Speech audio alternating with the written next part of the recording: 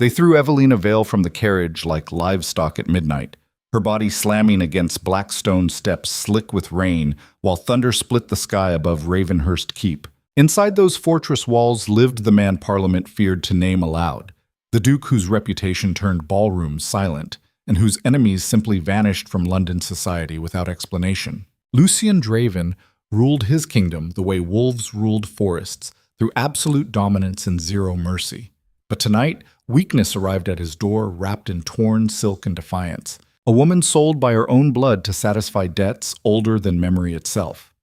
What happened next would crack the foundation of every lie the ruthless Duke of Ravenhurst had built his empire upon. Stay with me through the storm, because this story ends where every monster discovers the one thing powerful enough to destroy him completely, the truth about what he's been running from his entire life.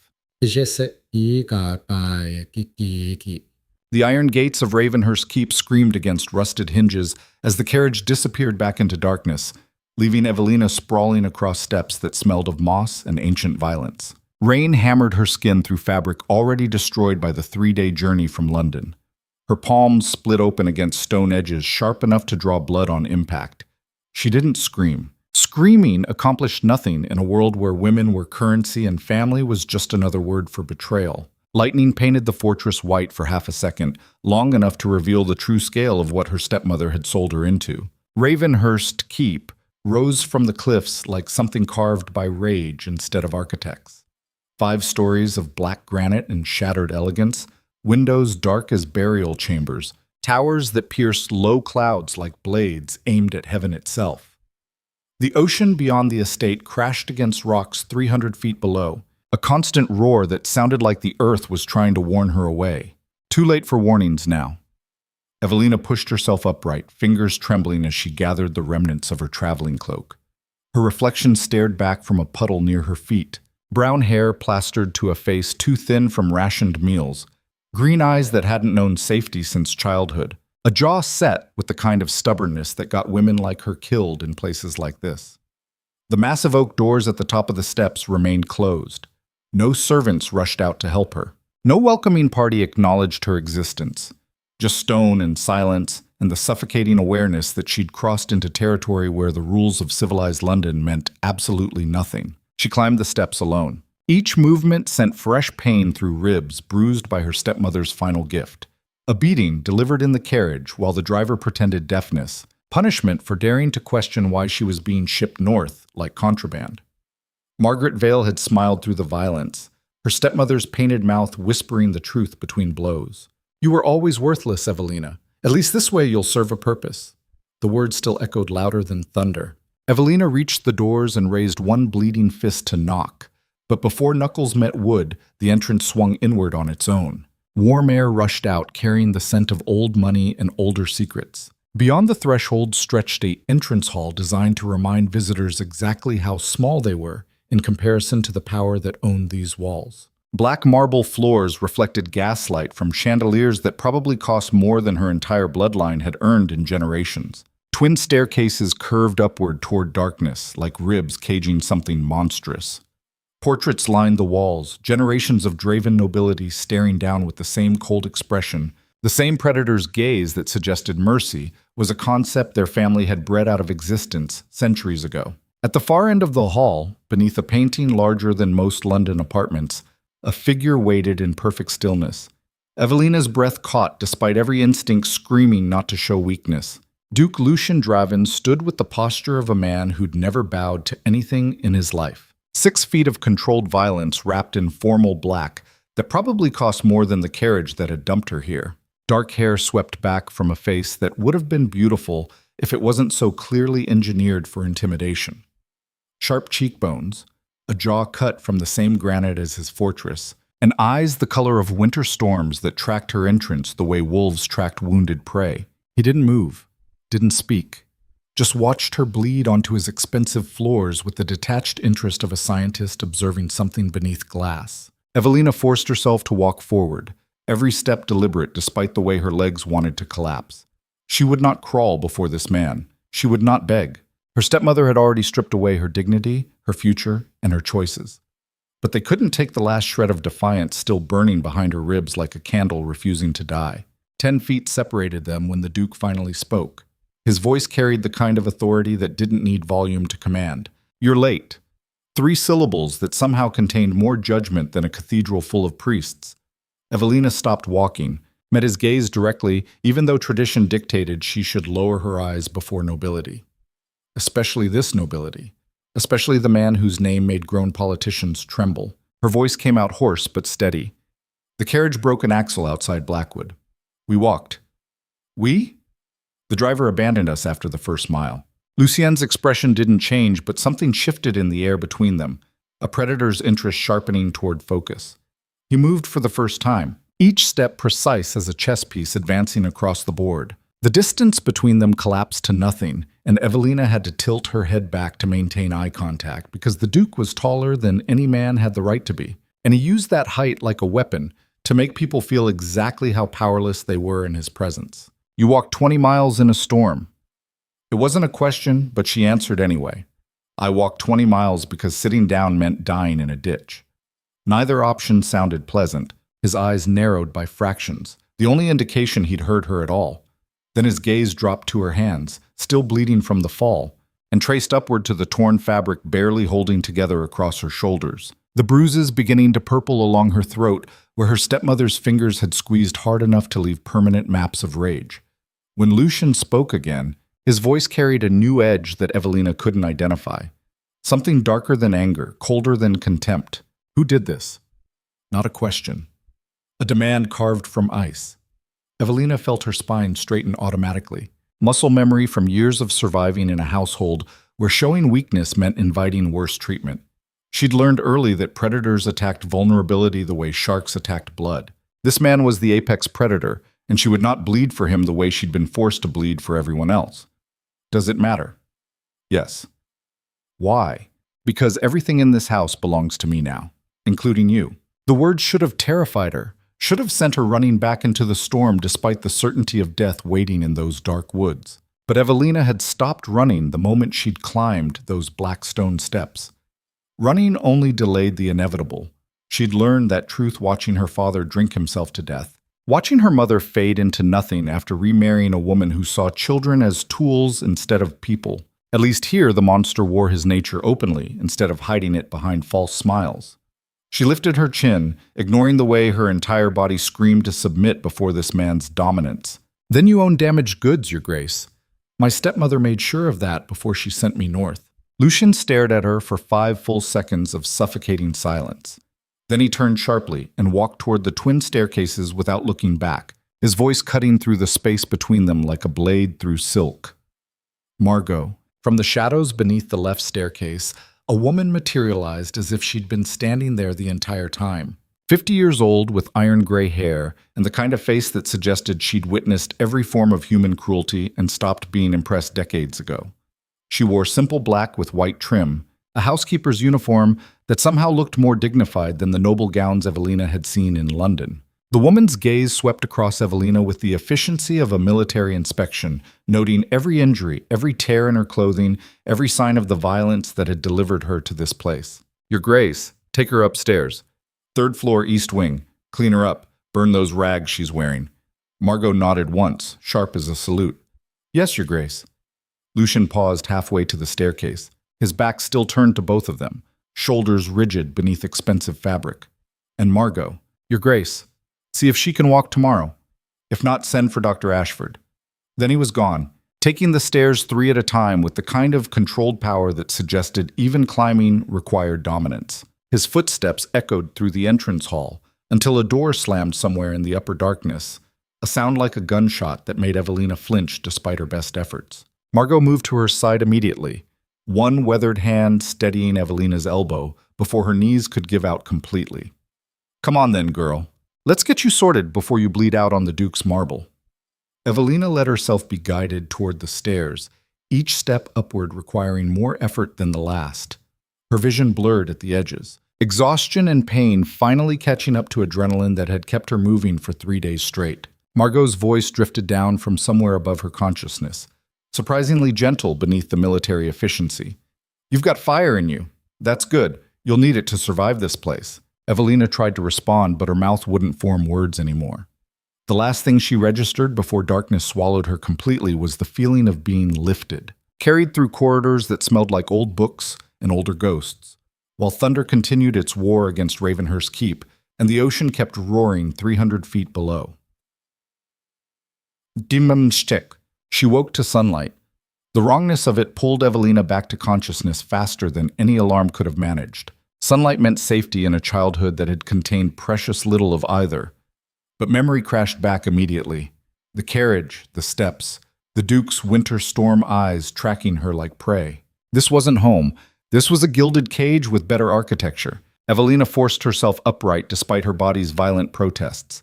Every muscle screamed, every bone felt cracked, and breathing came with a sharp edge that suggested bruised ribs beneath the clean white nightgown someone had dressed her in while unconscious. The room around her was larger than the entire apartment she'd shared with her stepfamily in London. High ceilings decorated with plasterwork that probably took craftsmen years to complete. Tall windows overlooking grounds that stretched toward distant forests.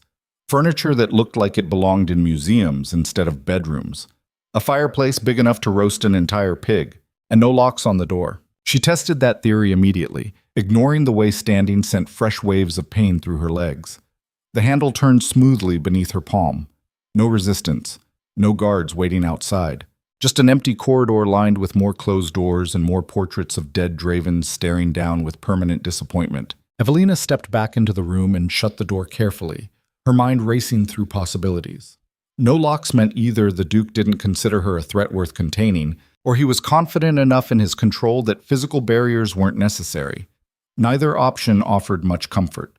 A knock interrupted her analysis. "Come in."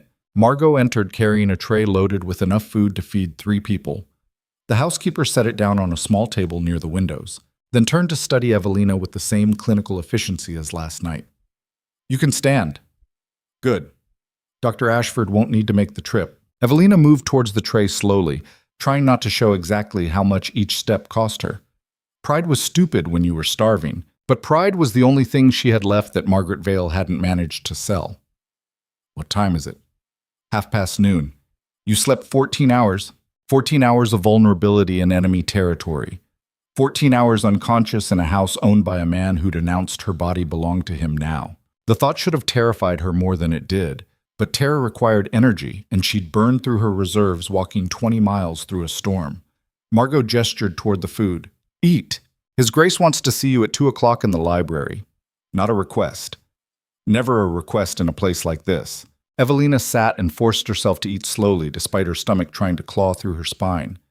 Bread still warm from the kitchen, butter that actually tasted like cream instead of the rancid substitute she'd grown used to, jam made from fruit she couldn't identify. Each bite felt like luxury and accusation combined. Margo watched from near the door, arms crossed. "You'll find clothes in the wardrobe. They'll fit well enough until the dressmaker arrives next week." Next week implied staying. Implied this wasn't temporary. Evelina swallowed bread that suddenly tasted like ash. "Why am I here?" The housekeeper's expression didn't change, but something flickered behind her eyes. Recognition of a question she'd probably heard a dozen times from a dozen different women in this same room. "You haven't been told." "I was told I was being sent to satisfy a debt, nothing more." Margo was quiet for a long moment, weighing something in the silence. Then she moved to the door and paused with her hand on the handle. "His Grace will explain. But Miss Vale?" "Yes. Don't lie to him. The Duke has a gift for seeing through deception, and he doesn't forgive it." Then she was gone, leaving Evelina alone with expensive food and the growing certainty that she'd been sold into something far worse than a simple debt repayment. The library was everything a proper villain's lair should be. Floor-to-ceiling shelves packed with enough books to supply a small university. Ladders on rails for accessing the higher levels. Windows that stretched 12 feet tall, overlooking gardens, designed with the same brutal precision as everything else in this fortress. And at the center of it all, behind a desk carved from wood so dark it looked like solidified midnight, sat Duke Lucian Draven, reading something that held his complete attention. He didn't look up when Evelina entered, didn't acknowledge her existence at all. Just kept reading while she stood there in a borrowed dress that fit surprisingly well, her hands folded to hide the bandages Margo had wrapped around her palms, her spine straight because bowing felt like surrender and she wasn't ready to surrender yet. 5 minutes passed in absolute silence, then 10. Evelina studied the Duke while he ignored her, cataloging details the way someone might catalog threats. He'd removed the formal jacket from last night, working in shirt sleeves that revealed forearms corded with muscle that suggested he didn't just give orders from behind desks. His hands moved across pages with careful precision, long fingers that looked equally capable of signing death warrants or breaking necks depending on necessity. The silence stretched into 15 minutes. Most people would have coughed or shuffled their feet or done something to remind him they were waiting. Evelina stayed perfectly still, recognizing the test for what it was. He wanted to see if she'd crack first, if she'd beg for attention like every other supplicant who'd ever stood before his desk. She'd survived worse power games in her stepmother's house. 20 minutes. Finally, Lucien set down whatever he'd been reading and raised his gaze to meet hers with the impact of a physical blow. Those winter storm eyes tracked across her face the same way they'd tracked her bleeding onto his floors last night, assessing, calculating, searching for weaknesses to exploit. Sit. Evelina remained standing. One dark eyebrow rose by fractions. That wasn't a request, Miss Vale. I prefer to stand. I prefer obedience. Then we're both disappointed. The words left her mouth before survival instinct could stop them. Evelina watched the Duke's expression shift through several emotions too quick to identify, finally settling on something that might have been amusement if men like him were capable of that emotion. Lucien leaned back in his chair, never breaking eye contact. Your stepmother warned me you had a defiant streak. She suggested I beat it out of you early. Evelina's hands clenched involuntarily at her sides, but she kept her voice level. Margaret Vale has many suggestions. Most of them involve other people's pain. The Duke's gaze dropped to her bandaged palms, then back to her face. She's the one who damaged you. Again, not a question. A statement of fact delivered with the confidence of someone who'd already investigated her entire history before she'd even arrived. Yes. Why? Evelina felt her jaw tighten, old wounds opening fresh beneath her ribs. Because I asked why I was being sold. Apparently curiosity warrants violence in her household. Something dark flickered across Lucien's features, there and gone too fast to interpret. He stood in one fluid motion, moving around the desk with the same predatory grace he'd displayed last night. Each step deliberate, controlled, designed to remind her exactly who held power in this room. He stopped 3 feet away, close enough that she had to tilt her head back again to maintain eye contact. You weren't sold, Miss Vale. You were traded to satisfy a contract older than both our families combined. A blood debt that goes back 7 generations to when the first Duke of Ravenhurst saved King Edward's life during the rebellion of 1642. Blood debt sounded medieval and insane, but Evelina had learned that nobility operated by rules that made no sense to normal people. And what does this blood debt require? Lucien studied her for another 5 seconds of suffocating intensity. A marriage. The word hit like a fist to the stomach. Evelina felt her vision narrow, her breath catch, everything she'd feared confirming itself in 2 syllables. You can't be serious. I'm never anything else. I won't marry you. His mouth curved into something that wasn't quite a smile, more like the expression wolves wore before they reminded prey exactly why fear existed. You don't have a choice. The contract is binding. Your stepmother signed the documents 3 weeks ago.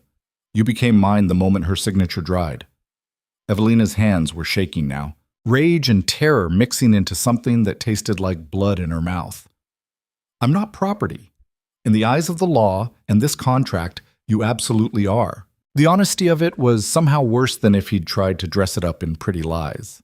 At least the Duke was consistent in his cruelty. At least he didn't pretend this was anything other than what it was. Ownership dressed up in legal language. She forced herself to breathe, to think, to find some angle that didn't end with her trapped in this fortress, married to a man whose reputation made grown politicians flee. And if I refuse? If I run? Lucien moved closer, invading her space with the deliberate intention of making her retreat. But Evelina held her ground, even though her legs were screaming to step back, to bow, to submit before this alpha presence that filled the entire library. His voice dropped to something just above a whisper, intimate and threatening simultaneously. Then your stepmother's debts fall back onto her family. Your half-sister Eleanor, the one you've protected since she was born, becomes collateral. She's 14 now, correct? Young enough to fetch a good price at the kind of auctions where women disappear into brothels and opium dens and places that make Ravenhurst look like paradise. The world tilted sideways. Eleanor, her baby sister who still believed in fairy tales and happy endings despite growing up in Margaret Vale's House of Horrors. The only person in that family who'd shown Evelina any kindness, any love, any reason to keep breathing through the worst years. You wouldn't, I wouldn't, but your stepmother would. In fact, she's already received offers. I have the letters in my desk. He was lying. He had to be lying. Nobody could be that monstrous. But Evelina looked into those winter storm eyes and saw absolute certainty staring back. The Duke wasn't threatening her with possibilities. He was stating facts. Why are you doing this? Something shifted in Lucien's expression, the predator mask slipping just enough to reveal exhaustion underneath. For half a second, he looked less like the terrifying Duke of Ravenhurst and more like a man carrying weight that would have crushed anyone else years ago. Because I have no choice either.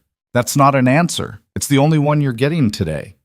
He turned away and moved back to his desk, that brief vulnerability vanishing as if it had never existed.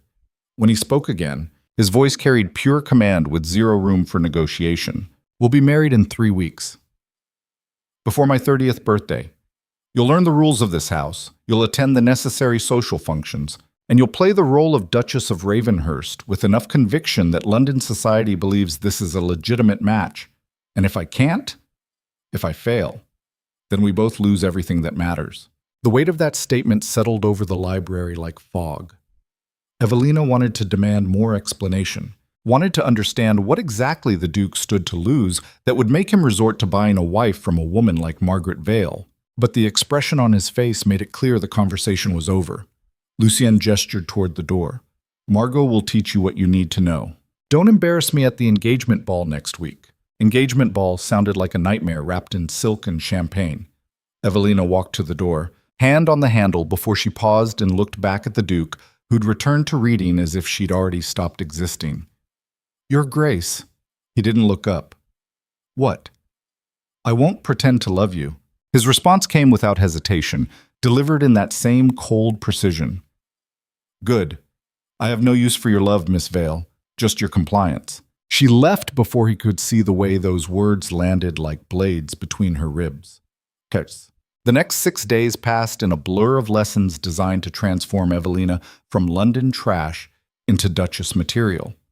Margo proved to be an unforgiving teacher. Posture drills that left Evelina's back screaming. Elocution exercises until her voice matched the clipped precision of nobility. Dance lessons with an instructor who wrapped her ankles with a cane every time she missed a step. Etiquette training that covered everything from which fork to use at formal dinners to how to insult someone at a ball without them realizing they'd been insulted. The entire process felt like being broken down and rebuilt according to someone else's blueprint. Evelina saw the Duke exactly 3 times during those 6 days. Once in passing as he left for London, his carriage disappearing through the gates while she watched from an upper window. Once at dinner, where he sat at the opposite end of a table designed for 20 people, eating in complete silence while servants moved like ghosts around both of them. And once in the gardens, where she'd escaped for air, only to find him standing beneath an oak tree older than the fortress itself, staring at nothing with an expression that looked dangerously close to human. He'd left before she could speak. Each encounter reinforced the same truth. The Duke wanted a wife in name only, a chess piece to satisfy whatever ancient contract bound him, nothing more. Fine.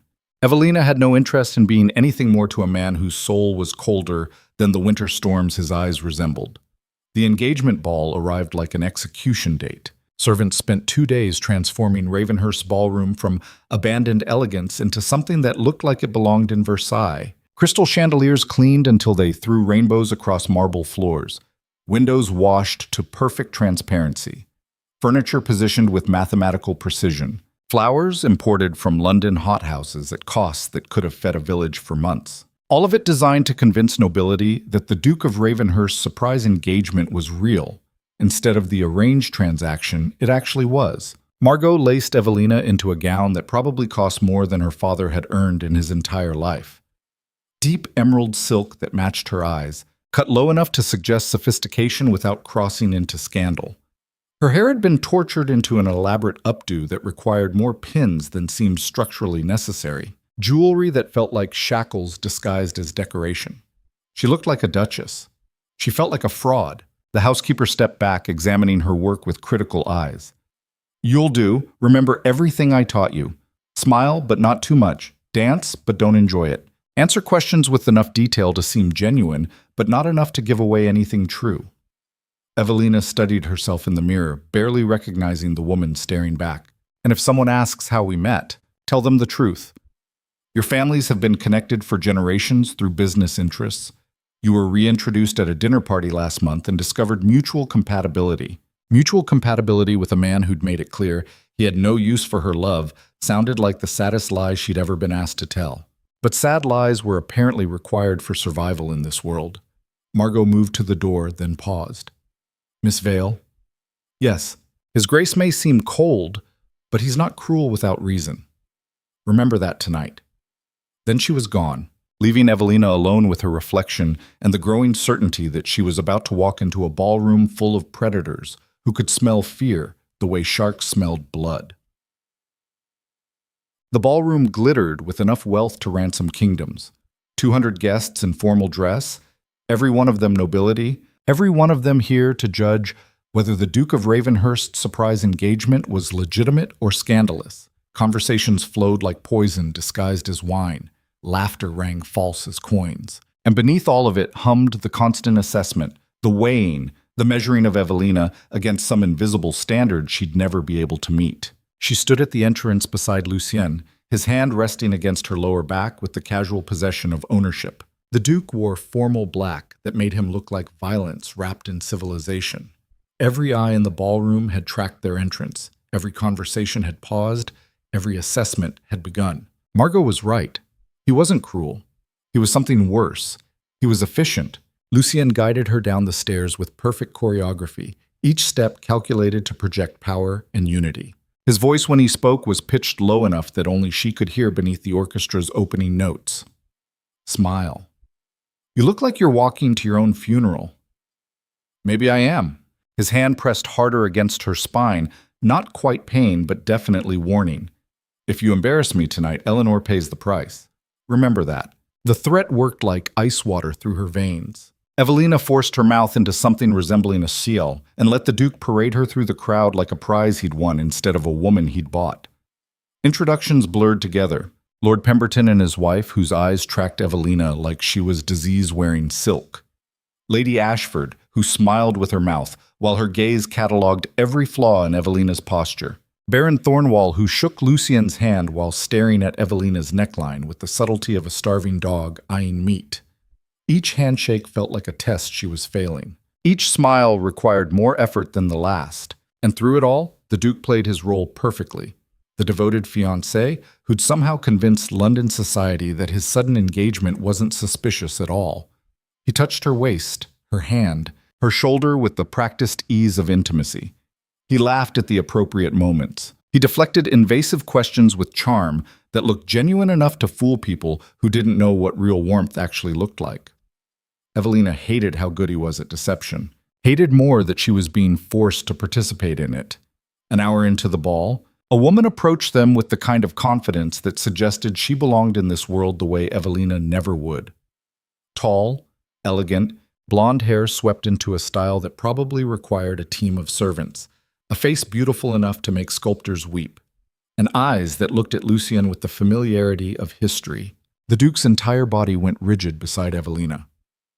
Lady Winters, his voice carried zero warmth. The blonde woman smiled like she hadn't noticed the ice in his tone. Lucien, how wonderful to see you hosting again. It's been, 3 years since Ravenhurst opened its doors to society? 4. 4 then. Time disappears so quickly. And this must be your mysterious fiancé. Those eyes turned to Evelina with assessment sharp enough to draw blood. Evelina extended her hand the way Margo had trained her, keeping her smile fixed despite the way this woman was clearly looking for weaknesses. Evelina Vale. Pleasure to meet you.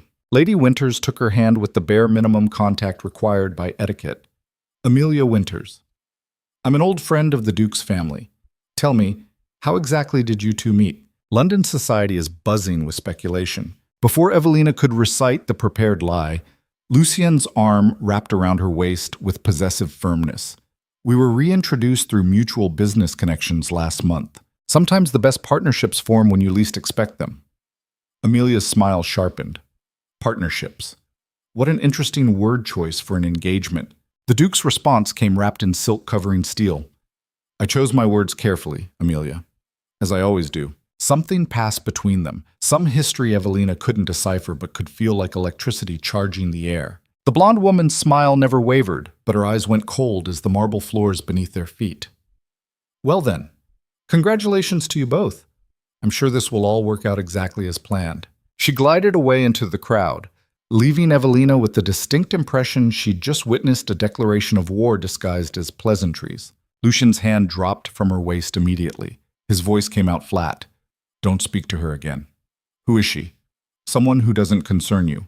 The non-answer felt like dismissal, but before Evelina could push for more information, the orchestra shifted into a waltz, and the Duke was guiding her onto the dance floor with the inevitability of gravity.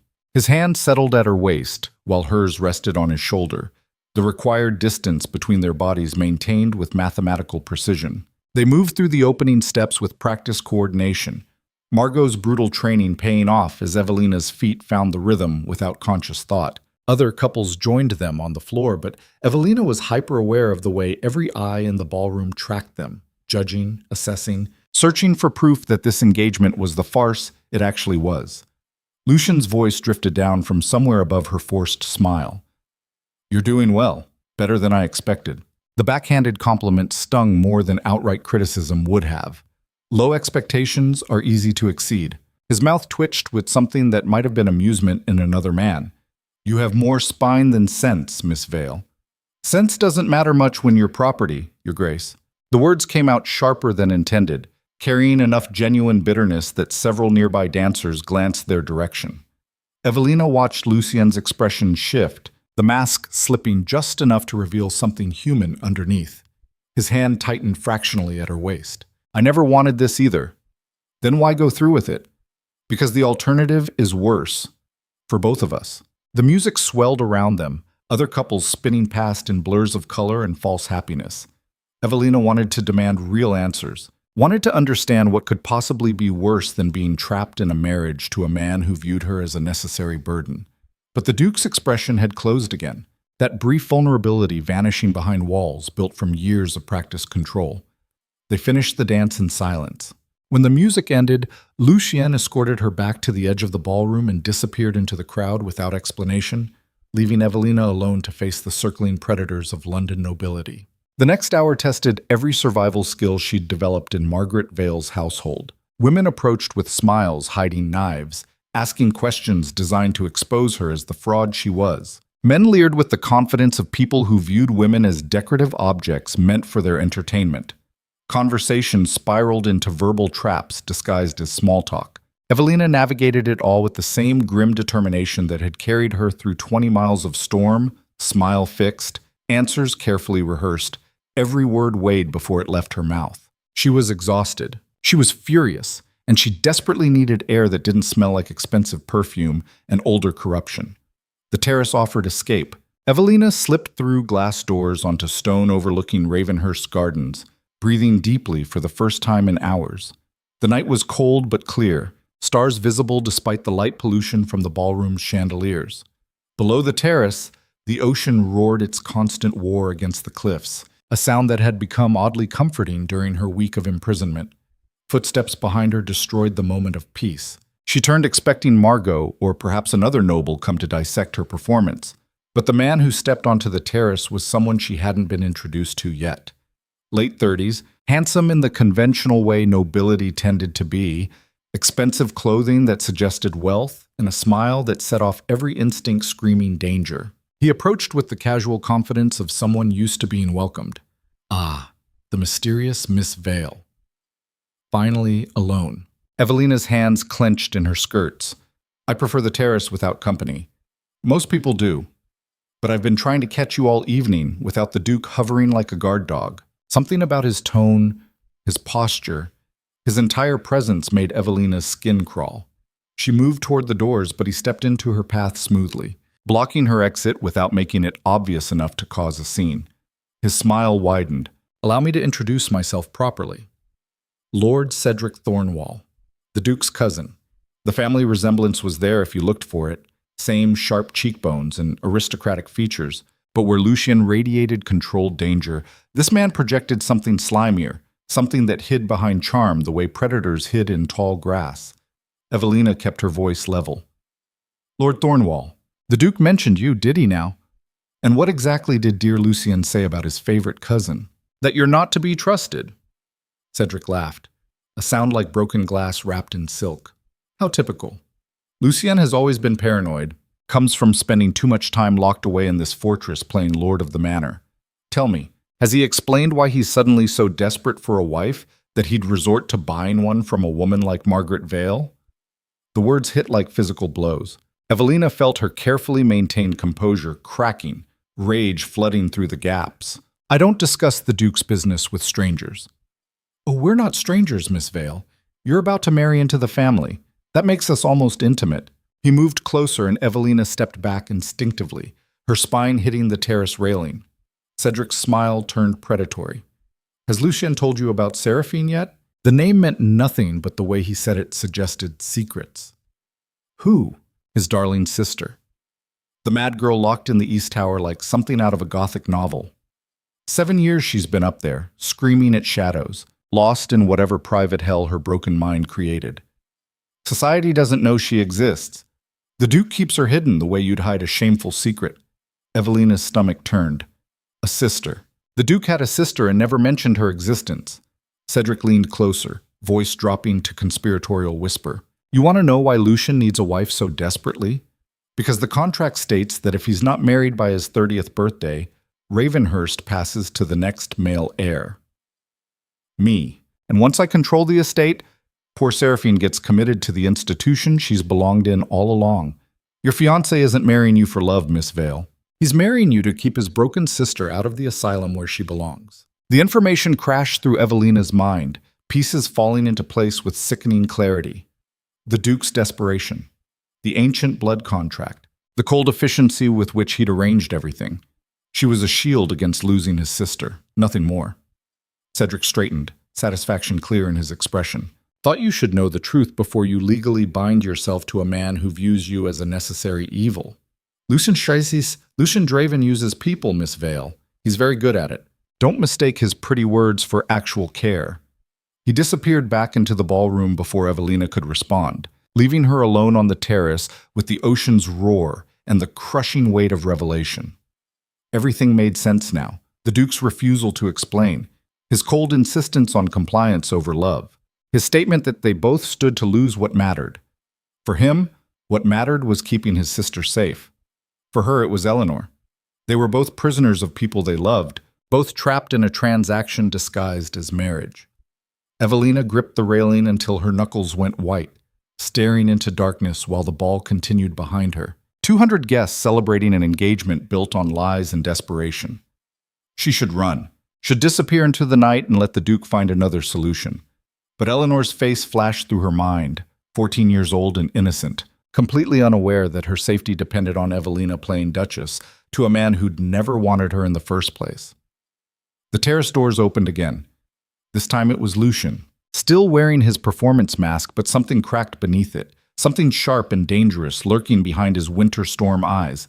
His voice cut through the space between them. What did Cedric tell you? Not a question, a demand. Evelina turned to face him, her own mask abandoned completely. The truth, you were too much of a coward to admit yourself. The Duke's jaw tightened, muscles flexing beneath skin. Seraphine is none of your concern. She's the entire reason I'm here. You bought yourself a wife to keep your sister out of an asylum. At least have the decency to admit it. Lucien crossed the distance between them in 3 long strides, fury rolling off him in waves. For the first time since arriving at Ravenhurst, Evelina saw the monster everyone feared, the alpha predator with zero control left. His voice came out barely above a growl. You know nothing about Seraphine, nothing about what she's endured, nothing about why keeping her safe matters more than anything else in this world. Then tell me. Why? Because if I'm going to destroy my life for your sake, I deserve to know what I'm sacrificing it for. They stood inches apart, 2 people trapped by circumstances neither had chosen, staring at each other with mutual fury and grudging recognition. Evelina could see the calculation happening behind his eyes. The weighing of risks against benefits, control against necessity. Finally, Lucien stepped back, some of the rage bleeding from his posture. When he spoke again, his voice carried exhaustion instead of anger. My parents died 7 years ago. Carriage accident on the North Road. Seraphine was 13. She watched them die. Watched the carriage go over the cliff while she was thrown clear. The trauma broke something in her mind. She hasn't been the same since. The words landed heavy as stones. Evelina felt her anger wavering, reality more complicated than the simple villain narrative she'd been constructing. Lucien continued, staring past her toward the ocean. Society wanted to lock her away immediately, said she was dangerous, unstable, an embarrassment to the family name. Cedric pushed hardest for the asylum. He's been circling Ravenhurst like a vulture ever since, waiting for me to fail, waiting for the contract to expire so he can take everything and bury Seraphine where nobody will ever see her again. Understanding crashed through Evelina with devastating clarity. The Duke wasn't a monster. He was a man who'd spent 7 years fighting alone to protect someone he loved from a world that wanted to dispose of her, just like Evelina had fought to protect Eleanor. The parallel was too perfect to ignore. Lucien finally looked at her, and for the first time she saw past the mask to the person underneath, exhausted, desperate, and absolutely terrified of failing the one person who still depended on him. So yes, Miss Vale, I bought you. I'm using you. I have no shame about it because the alternative is Seraphine screaming in a cell while Cedric drinks champagne in my library. If that makes me a villain in your eyes, I'll live with that judgment. But don't pretend you're any different.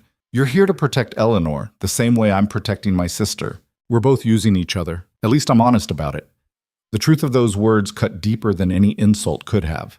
Evelina thought about Eleanor, about the lengths she'd go to keep her sister safe, about the fact that she would absolutely sacrifice everything, including her own happiness, if it meant protecting someone she loved. She judged Lucien for doing exactly what she would do in his position. The realization tasted bitter. The silence stretched between them, no longer hostile, but heavy with mutual recognition. Two people trapped in impossible situations, both trying to protect family from systems designed to destroy weakness. Finally, Evelina spoke, her voice quiet. I want to meet her. Lucien's expression shifted to immediate refusal. No. Why not? Because Seraphine doesn't handle strangers well. I'm about to become her sister-in-law. That makes me family, not a stranger. The Duke stared at her for a long moment, clearly weighing the request against his protective instincts. When he spoke, his voice carried warning. She has good days and bad days. If tomorrow is bad, you leave immediately when I say. No questions, no arguments. Agreed. Agreed. He turned to walk away, but Evelina's voice stopped him. Your Grace. Lucien paused without looking back. What? For what it's worth, I don't think you're a villain. His response came quiet enough that she almost missed it beneath the ocean's constant roar. Then you're not paying attention, Miss Vale. He disappeared into the ballroom, leaving Evelina alone on the terrace with stars overhead and the crushing weight of understanding that changed everything and nothing simultaneously. The engagement ball continued without her, 200 guests dancing and drinking while she stood outside processing the revelation that her jailer was just another prisoner in a different cell. Tomorrow she would meet Seraphine. Tomorrow she would see exactly what the Duke of Ravenhurst had been protecting all these years. Tomorrow she would decide whether this marriage was a cage or something else entirely. But tonight, beneath cold stars and distant music, Evelina Vale made a choice that would alter everything that followed. She would stop fighting Lucien Draven and start fighting beside him. The morning after the engagement ball arrived with fog thick enough to drown in, Evelina woke to gray light filtering through windows that overlooked gardens she still didn't understand, her body aching from hours of forced smiles and choreographed lies. The ballroom performance had drained something from her that sleep couldn't restore. Some reserve of energy she'd been rationing since the moment Margaret Vale had decided her stepdaughter was worth more sold than kept. She dressed alone in silence, choosing practical clothing over the decorative armor Margo had selected for yesterday's battlefield. If she was going to meet the sister Lucien had fought 7 years to protect, she wouldn't do it wrapped in silk pretending to be something she wasn't. The breakfast room was empty except for the Duke. Lucien sat at the head of a table designed for formal dinners, reading correspondence with the same intense focus he'd brought to ignoring her in the library that first day. Coffee steamed beside his hand, untouched and cooling while he worked through what looked like legal documents marked with Parliament seals. Evelina took the seat closest to him without asking permission, watching his eyes flick up from the papers long enough to register her presence before returning to whatever crisis demanded his attention this morning. She poured herself coffee and waited. 5 minutes passed in silence, broken only by the scratch of his pen across parchment and the distant sounds of servants moving through the fortress like ghosts, trying not to disturb the master's concentration. Finally, Lucien set down his pen and looked at her with those winter storm eyes that seemed incapable of warmth even when they weren't actively hostile. "You still want to meet Seraphine?" "Yes." "Why?" The question caught her off guard. Evelina had expected resistance, maybe another test of wills, not genuine curiosity about her motivations. She chose honesty because lies required too much energy this early. Because if I'm going to marry you to protect my sister while you marry me to protect yours, I should probably understand what we're actually fighting for instead of just who we're fighting against. Lucien studied her for a long moment, some calculation happening behind his expression that she couldn't decipher. Then he stood in one fluid motion, breakfast abandoned. "Come on then, before I change my mind." They walked through Ravenhurst in silence, Lucien leading the way through corridors Evelina hadn't seen yet. The fortress revealed itself in layers the deeper they went, each hallway more isolated than the last, windows giving way to stone walls, expensive decoration replaced by functional emptiness. This wasn't the part of the estate designed to impress visitors. This was the part designed to hide what couldn't be shown to society. They stopped at a heavy oak door reinforced with iron brackets that looked medieval and threatening. A single guard stood watch, older man with military bearing who nodded once at the Duke before stepping aside without question.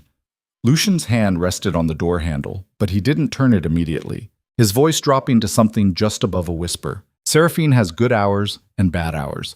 This morning is good, but that can change without warning. If she asks you to leave, you leave. If I tell you to leave, you leave immediately. No arguments." "Understood." "Understood." "And Miss Vale." Evelina met his gaze, saw something raw and unguarded there for half a second before his mask reasserted control. "Don't pity her. She can sense pity, and it makes everything worse." Then he opened the door to reveal what 7 years of protection looked like.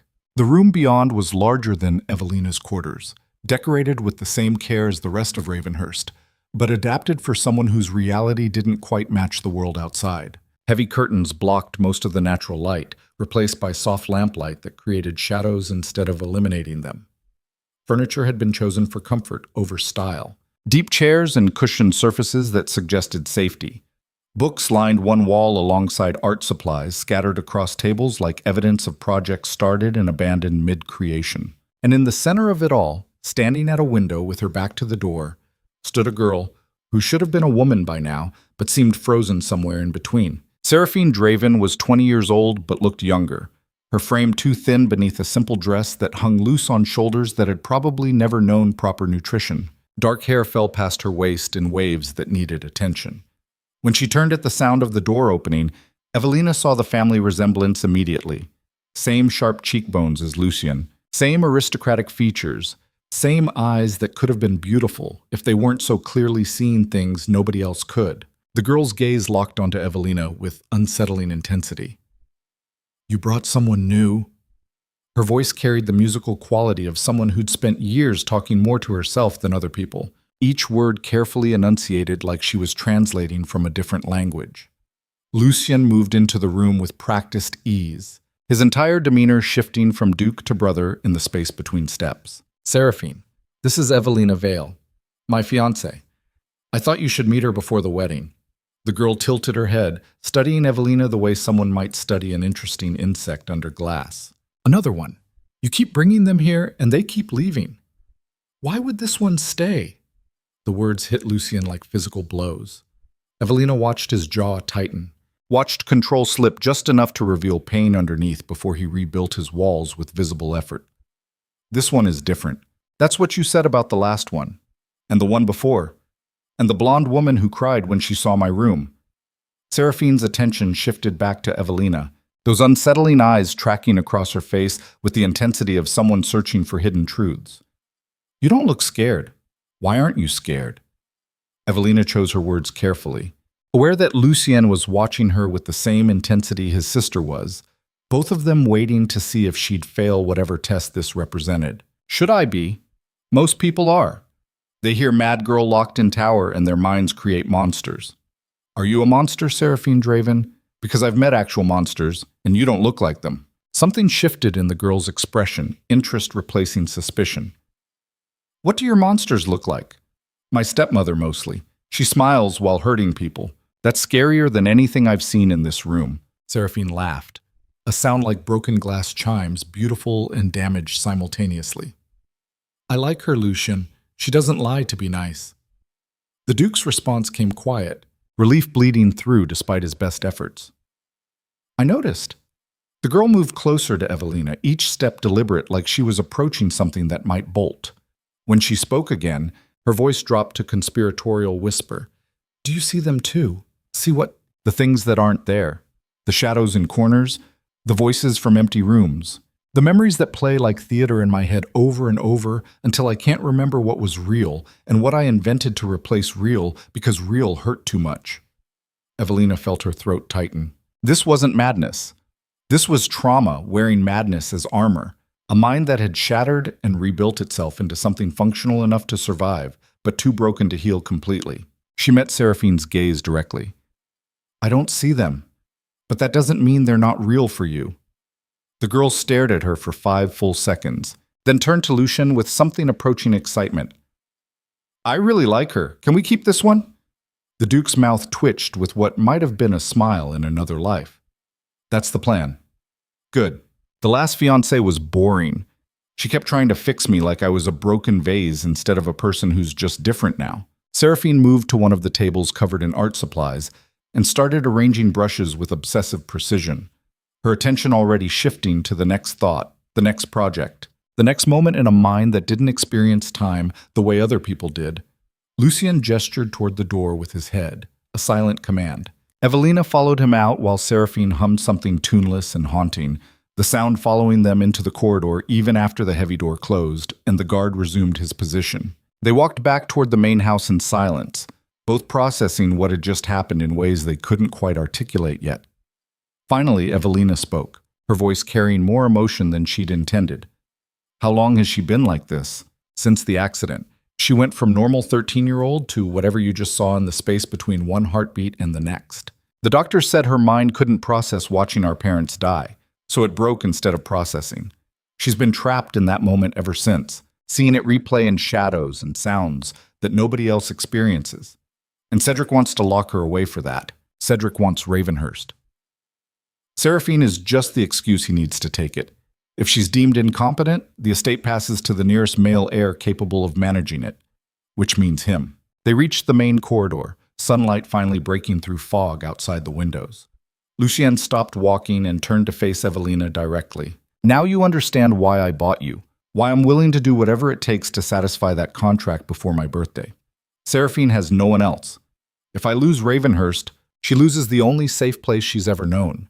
They'll drag her to an asylum where she'll be drugged into silence and left to rot while Cedric throws parties in my library.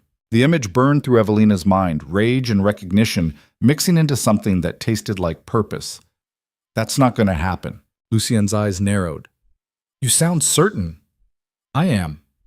Because you're not the only one who's spent years protecting someone weaker from people who destroy them for profit. Eleanor is 14 and completely dependent on my stepmother's mercy, which means she has none. If Margaret decides my sister is more valuable sold than kept, Eleanor disappears into the same kind of hell Seraphine would face. So yes, Your Grace, I'm certain, because we're fighting the same war on different fronts. Something in the Duke's expression shifted, not quite softening, but becoming less hostile. Recognition passing between them like a current connecting two people who'd previously stood on opposite sides of an unbridgeable gap. Then we have an understanding. We do. Lucien extended his hand with formal precision. Partners. Evelina took his hand, feeling calluses against her palm that suggested the Duke wasn't as soft as nobility usually was, feeling strength that reminded her exactly how dangerous this alliance actually was. Partners. They shook once, firm and binding as any contract signed in blood. And somewhere in the East Wing, Seraphine hummed her broken melodies while painting shadows only she could see. Troll. The next 2 weeks passed in a blur of preparation that felt more like battle planning than wedding arrangements. Lucian threw himself into legal maneuvering with ruthless efficiency, meeting with lawyers and parliament members to ensure every aspect of the contract would be satisfied the moment vows were exchanged. He disappeared for days at a time to London, returning with new documents and darker moods, the pressure of the approaching deadline visible in shoulders that seemed to carry more weight each time he walked through Ravenhurst's gates. Evelina spent her time learning the truth about the estate she was about to legally bind herself to. Margo proved to be an invaluable source of information once she realized Evelina wasn't going to run screaming at the first sign of difficulty. The housekeeper walked her through Ravenhurst's actual finances, which were considerably worse than the ballroom's chandelier suggested. Lucian had been hemorrhaging money for years, every spare coin diverted to protecting Seraphine, paying doctors who wouldn't talk to society, bribing officials to ignore the girl's existence, maintaining the fortress as a barrier against the world that wanted to destroy his sister. The Duke of Ravenhurst was one bad harvest away from bankruptcy, and Cedric knew it. Evelina discovered that truth while sorting through correspondence Margo had saved, letters between Lucian's cousin and various creditors offering to buy Ravenhurst's debts at premium prices. The strategy was obvious: acquire enough financial leverage that when the Duke inevitably defaulted, Cedric could force liquidation and seize the estate legally instead of waiting for the birthday deadline. She showed Lucian the letters the night he returned from London, looking like a man who'd forgotten what sleep felt like. They met in his study, a room she'd avoided until now out of some instinct that said invading his private space would shatter whatever fragile alliance they'd built. But this information couldn't wait. The Duke read through the correspondence in silence, his expression growing darker with each page. When he finally looked up, his eyes carried the kind of cold fury that had probably made Parliament members resign rather than face him in debate. "Where did you get these?" "Margo saved them. She's been tracking Cedric's movements for months." Lucian's jaw tightened. "Of course she has. Margo sees everything that happens in this house. She's loyal to you. She's loyal to Seraphine. I just happen to be the person keeping my sister alive, so by extension, Margo tolerates me." The distinction seemed important to him in ways Evelina didn't fully understand yet. She moved closer to the desk where he sat, surrounded by evidence of his cousin's betrayal. "What are you going to do?" "What I've been doing for 7 years. Whatever it takes to win." "That's not a strategy. That's desperation." Lucian's laugh came out bitter as poison. "Welcome to my life, Miss Vale. Desperation is the only strategy I have left. Then we need a better one. We." The word hung between them, heavier than it should have been. Evelina met his gaze without flinching, committed now to seeing this through, even if it destroyed her in the process. "You said we're partners." "Partners don't let each other drown alone." Something shifted in the Duke's expression, walls cracking just enough to reveal the exhaustion underneath. For the first time since Evelina had arrived at Ravenhurst, Lucian looked less like the terrifying predator everyone feared, and more like a man who'd been fighting alone for so long he'd forgotten what backup actually felt like. He leaned back in his chair, some of the rigid control bleeding from his posture. "What did you have in mind?" Evelina pulled up a chair across from him, her mind already working through possibilities, the way she'd learned to work through problems in her stepmother's house, when survival depended on thinking 3 steps ahead of everyone else. "Cedric is buying your debts because he thinks you're too proud to accept help. What if we prove him wrong?" "I'm not taking charity." "Not charity. Investment. Ravenhurst has assets beyond the estate itself. Land, timber rights, mineral deposits that haven't been touched in generations because your family never needed them. What if we leverage those assets to bring in capital that pays off the debts before Cedric can acquire them?" Lucienne stared at her like she'd started speaking a different language. "You've been here 2 weeks and you already know more about my estate's resources than I do. I've been poor my entire life, Your Grace. Poor people get very good at identifying value in places rich people never bother to look." The silence that followed carried weight, assessment happening behind his eyes.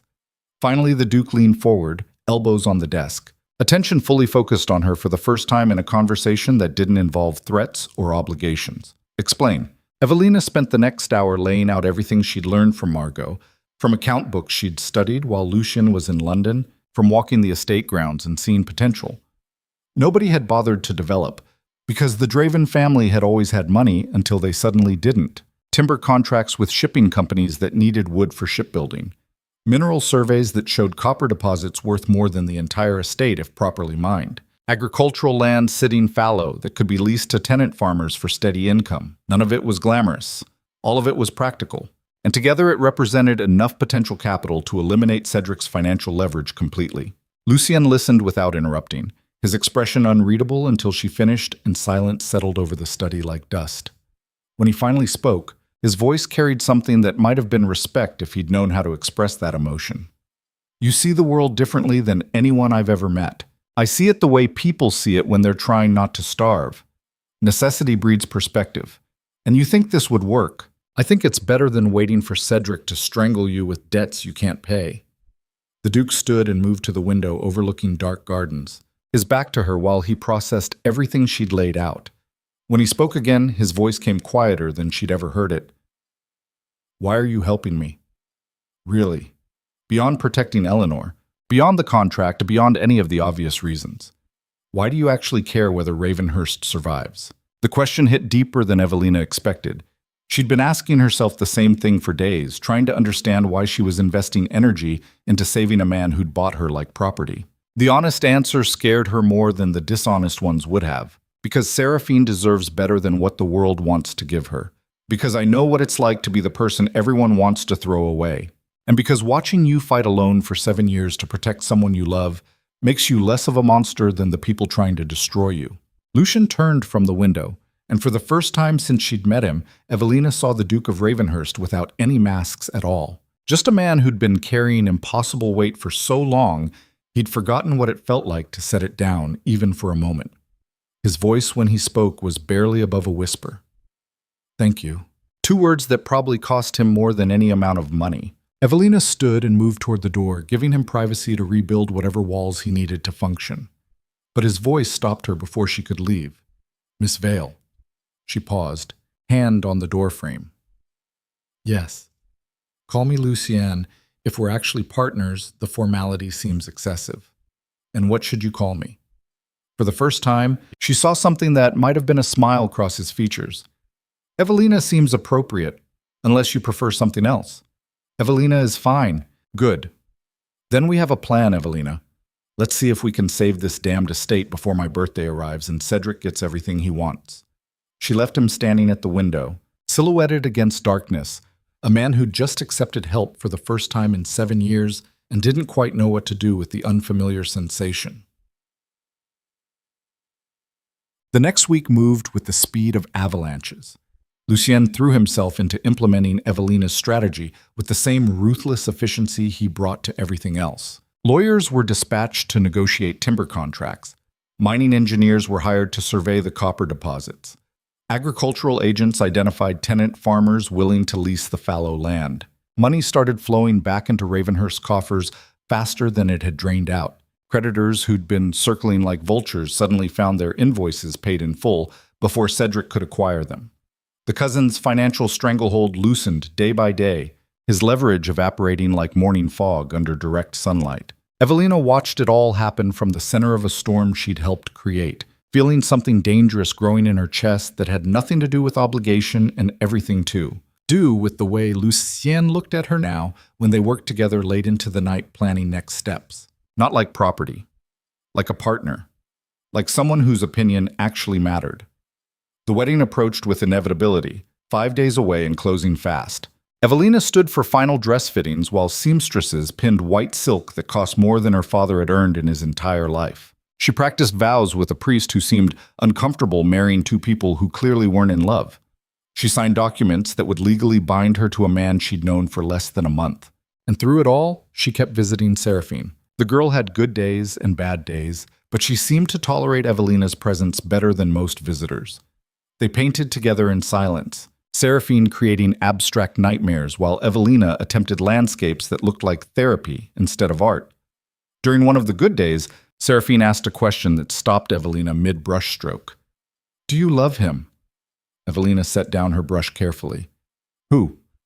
Lucien. Do you love my brother, or are you just here because you have to be? The honest answer was complicated. The safe answer was a lie. Evelina chose something in between.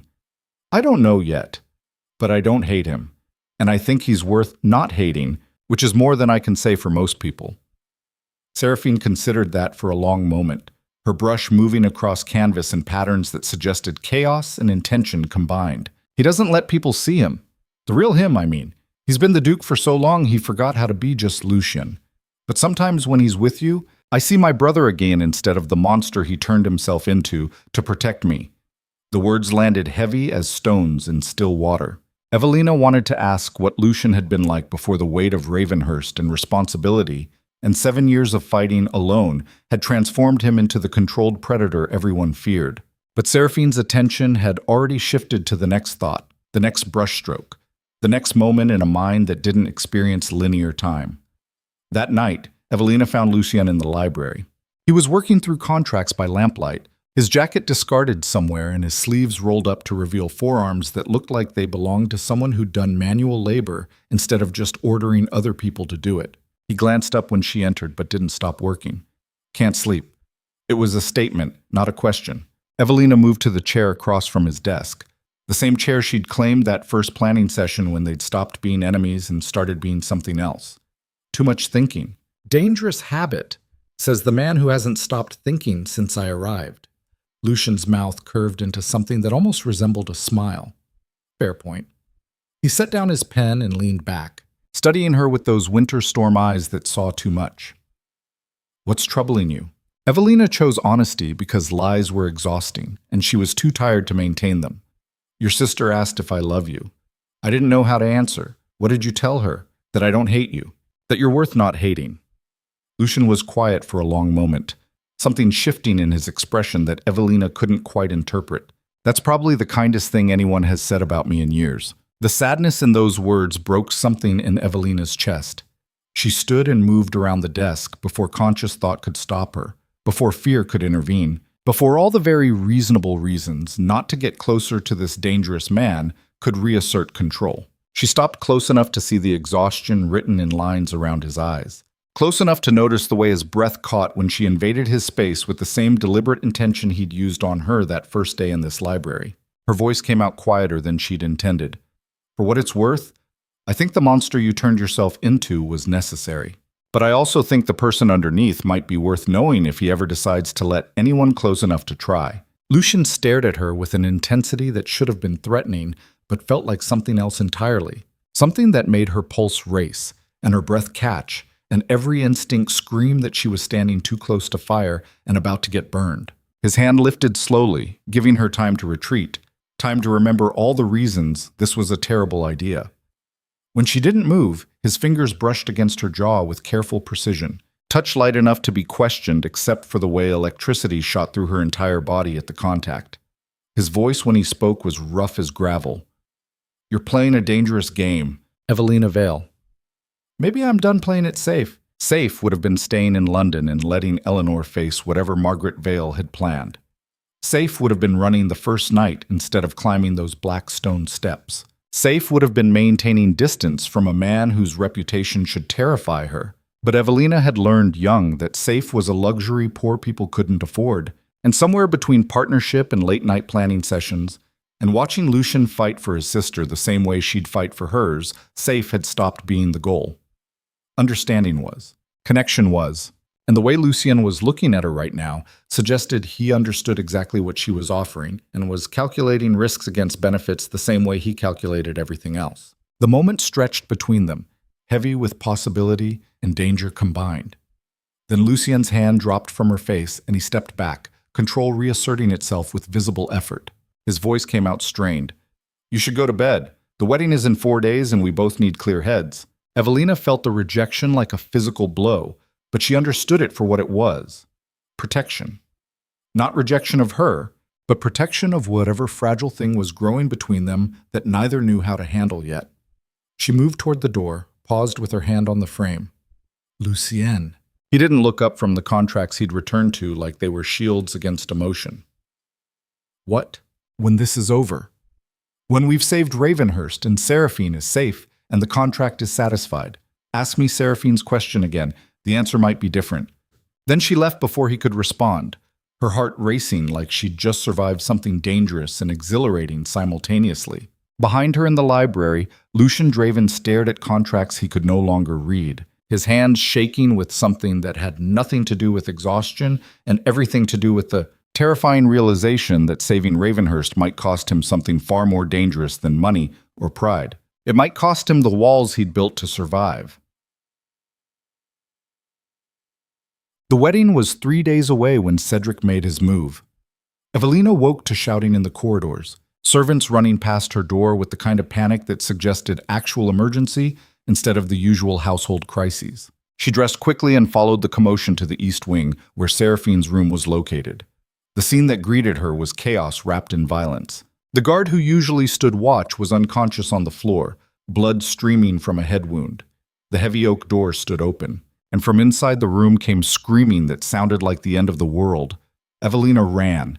She found Seraphine curled in the corner farthest from the window, hands over her ears, eyes squeezed shut while she screamed with the kind of raw terror that suggested she was trapped somewhere between reality and the nightmare her mind had been replaying for 7 years. Lucien was on his knees in front of his sister, trying to reach her through the panic attack, his voice low and steady despite the way his hands were shaking. "Seraphine, it's me. It's Lucien. You're safe. Nobody is going to hurt you, I promise." But the girl couldn't hear him past whatever horror was playing behind her closed eyes. Evelina moved carefully into the room, scanning for whatever had triggered this breakdown. The answer revealed itself immediately. The window stood open, curtains moving in morning breeze, and on the sill sat a single black rose tied with ribbon the color of dried blood. Cedric's calling card. He'd been here. He'd infiltrated Ravenhurst, gotten past guards and servants, and every protection Lucian had built, just to leave a flower where Seraphine would see it and remember what she'd been running from all these years. Rage flooded through Evelina so pure it tasted metallic. She moved to Lucien's side and placed one hand on his shoulder, felt the tension radiating through him like electricity.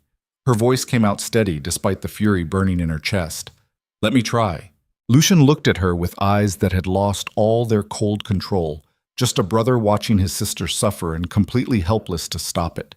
He nodded once and stepped back, giving Evelina space. She knelt in front of Seraphine slowly, making herself small and non-threatening, keeping her voice quiet and even. "Seraphine, it's Evelina. The boring one who can't paint anything interesting. Can you hear me?" The screaming continued but dropped in volume by fractions. Evelina kept talking, kept her voice steady and calm and present in ways that didn't demand the girl engage with reality, if reality was too painful right now. "I'm going to tell you about my sister Eleanor. She's 14 and she believes in fairy tales even though we both know fairy tales are lies. But she keeps believing anyway because hope is the only thing Margaret Vale can't take from her. You'd like Eleanor, I think. She sees the world the way it should be instead of the way it is. Kind of like how you paint things nobody else can see." The screaming shifted to harsh breathing, progress measured in millimeters. Evelina continued, letting words flow without conscious thought, just talking to fill the space and give Seraphine something to focus on besides the nightmares. "Sometimes I think hope is braver than anything else, because hoping means believing things can get better even when every piece of evidence says they won't. You hope, don't you, Seraphine? Even when the shadows come and the memories replay and everything hurts. You keep hoping tomorrow might be one of the good days." The girl's hands slowly lowered from her ears, her eyes opened by fractions, still terrified but seeing the room again instead of whatever hell her mind had trapped her in. Evelina smiled gently. "There you are, welcome back." Seraphine's voice came out hoarse from screaming. "He was here, the bad cousin. He left his flower. He wants to take me away."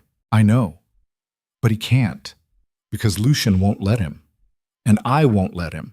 And Margo would probably set him on fire before letting anyone hurt you. You're surrounded by people who fight for you. Seraphine, you're not alone." The girl's gaze shifted to Lucien, who'd moved to the window and was holding the black rose like he wanted to crush it, but didn't trust himself to stop at just the flower. Seraphine's voice came out small. "I'm sorry, I ruined everything again." Lucien turned from the window and crossed the room in 3 long strides, pulling his sister into a hug that looked gentle despite the way his entire body was shaking with barely controlled rage. "You didn't ruin anything. This was Cedric's doing, not yours. Never yours."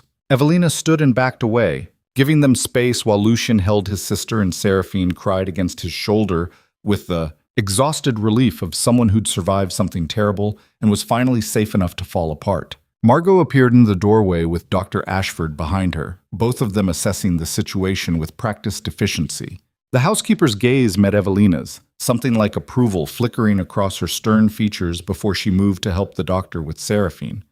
Lucien stood slowly and walked toward Evelina, each step controlled despite the fury radiating from him in waves. When he spoke, his voice came out flat and dead, the tone of someone who'd made a decision that would change everything.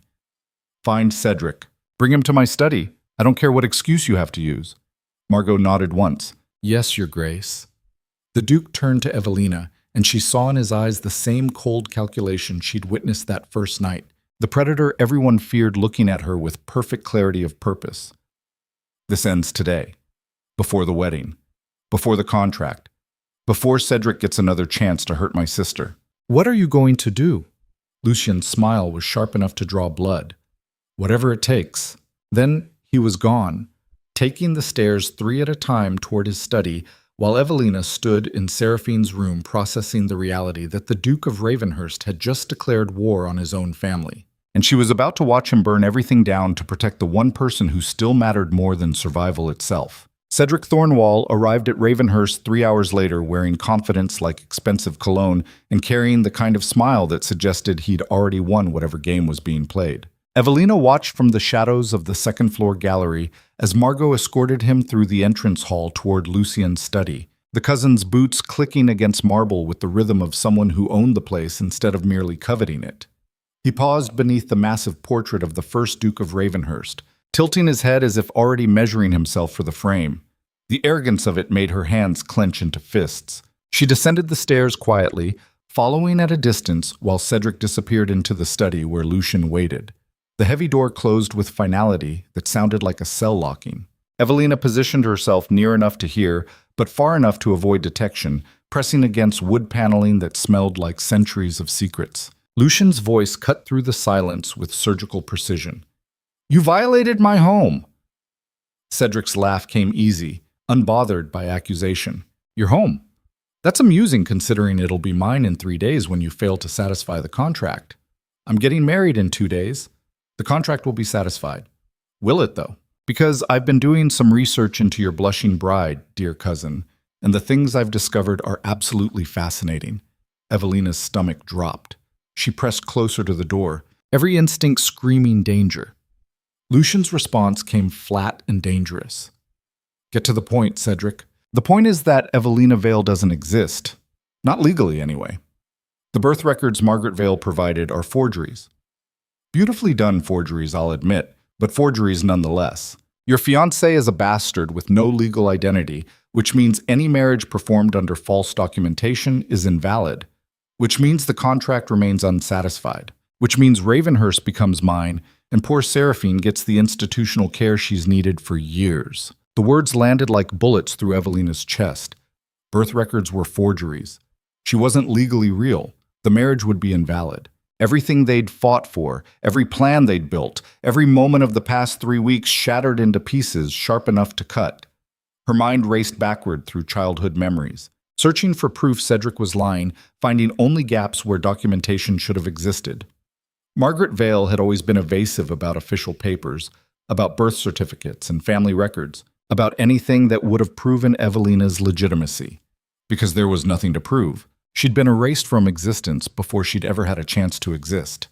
Inside the study, Lucien's voice came out with the kind of control that suggested he was seconds from losing it completely. "You're lying." Cedric's response dripped satisfaction. "Am I?" "Then explain why the parish records show no birth registered for Evelina Vale on the date Margaret provided. Explain why the hospital she claims birthed her daughter has no documentation. Explain why every official record traces back to papers that were created 6 months ago by a very talented forger in East London who I've already paid to testify in court." Silence stretched between them, heavy enough to crush bone. When Lucien spoke again, his voice carried the weight of empires collapsing. "What do you want? Simple. Call off the wedding. Accept that Ravenhurst was always meant to be mine. Sign the estate over willingly, and yet I'll let you keep a small stipend and a cottage somewhere for you and your broken sister. You can live out your days in peace, knowing you tried your best, but ultimately failed. Just like your father did. The last sentence was designed to wound, a blade twisted into old scars. Evelina heard movement inside the study, furniture scraping against floor, the sound of violence barely restrained. Lucien's voice came out barely above a growl. Get out of my house. Our house, cousin. In 3 days it becomes our house. I'm being generous offering you anything at all. Most men in my position would leave you with nothing but the clothes on your back and a one-way ticket to debtor's prison. You'll never get Seraphine. I'll burn Ravenhurst to the ground before I let you touch her. Cedric laughed like he'd heard the funniest joke in the world. Burn it then. The land alone is worth more than the fortress. Insurance will cover the rest. Either way, I win and you lose. Those are the only 2 possible outcomes now. Choose wisely. Footsteps approached the door. Evelina fled before it could open, racing down the corridor and up the stairs, her mind screaming static while her body moved on autopilot toward the only place that felt even remotely safe. She burst into her room and slammed the door, back pressed against wood while her breathing came in ragged gasps that sounded like drowning on dry land. Forgeries. No legal identity.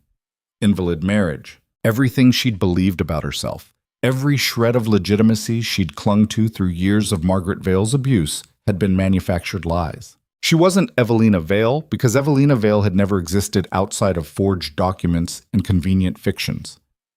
She was nobody, nothing, a ghost wearing someone else's name. The implications cascaded through her consciousness like dominoes falling.